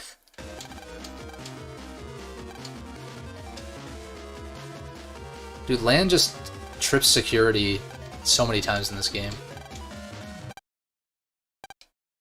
Please state your name. You're not on the list. Bounce him. Ordinance number 128 states that anyone who enters the courthouse must have received prior approval from the court. You are breaking the above ordinance. You will now be arrested.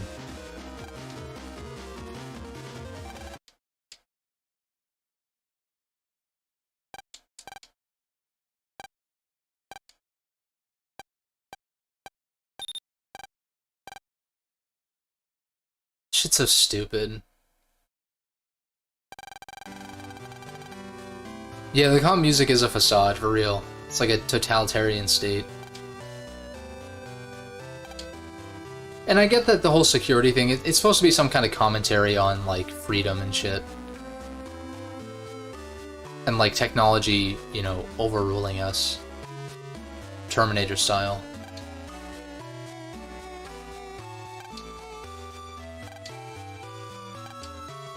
This town was founded on the theme of crime-free society, so rules... Yeah, the irony of that.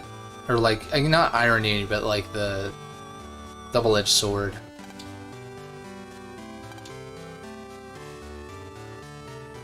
Greentown. Bet weed's legal here. But not crossing into the courthouse without permission. Nature in their attributes.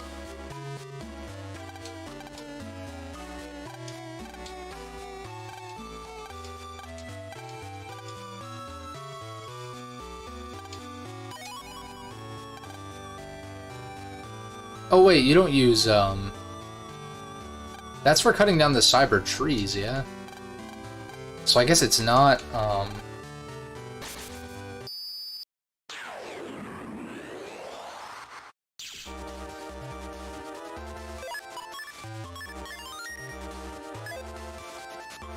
is it, subchips?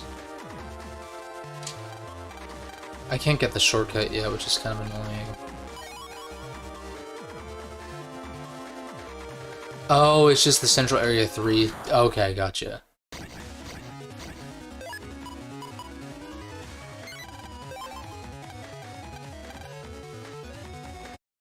The other trees are for Slashman. Okay, gotcha.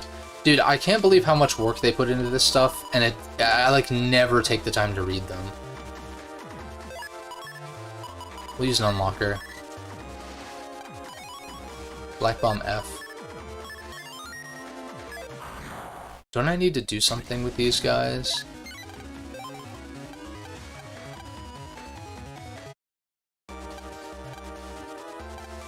Oh no, I come back here.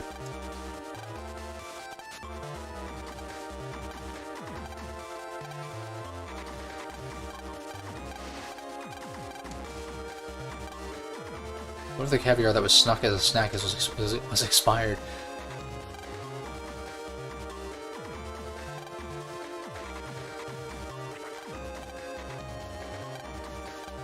Yeah, don't we need them for, like, the password to the basement or something?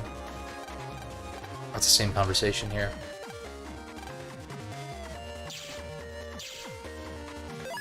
Alright, I think I'm gonna call it here.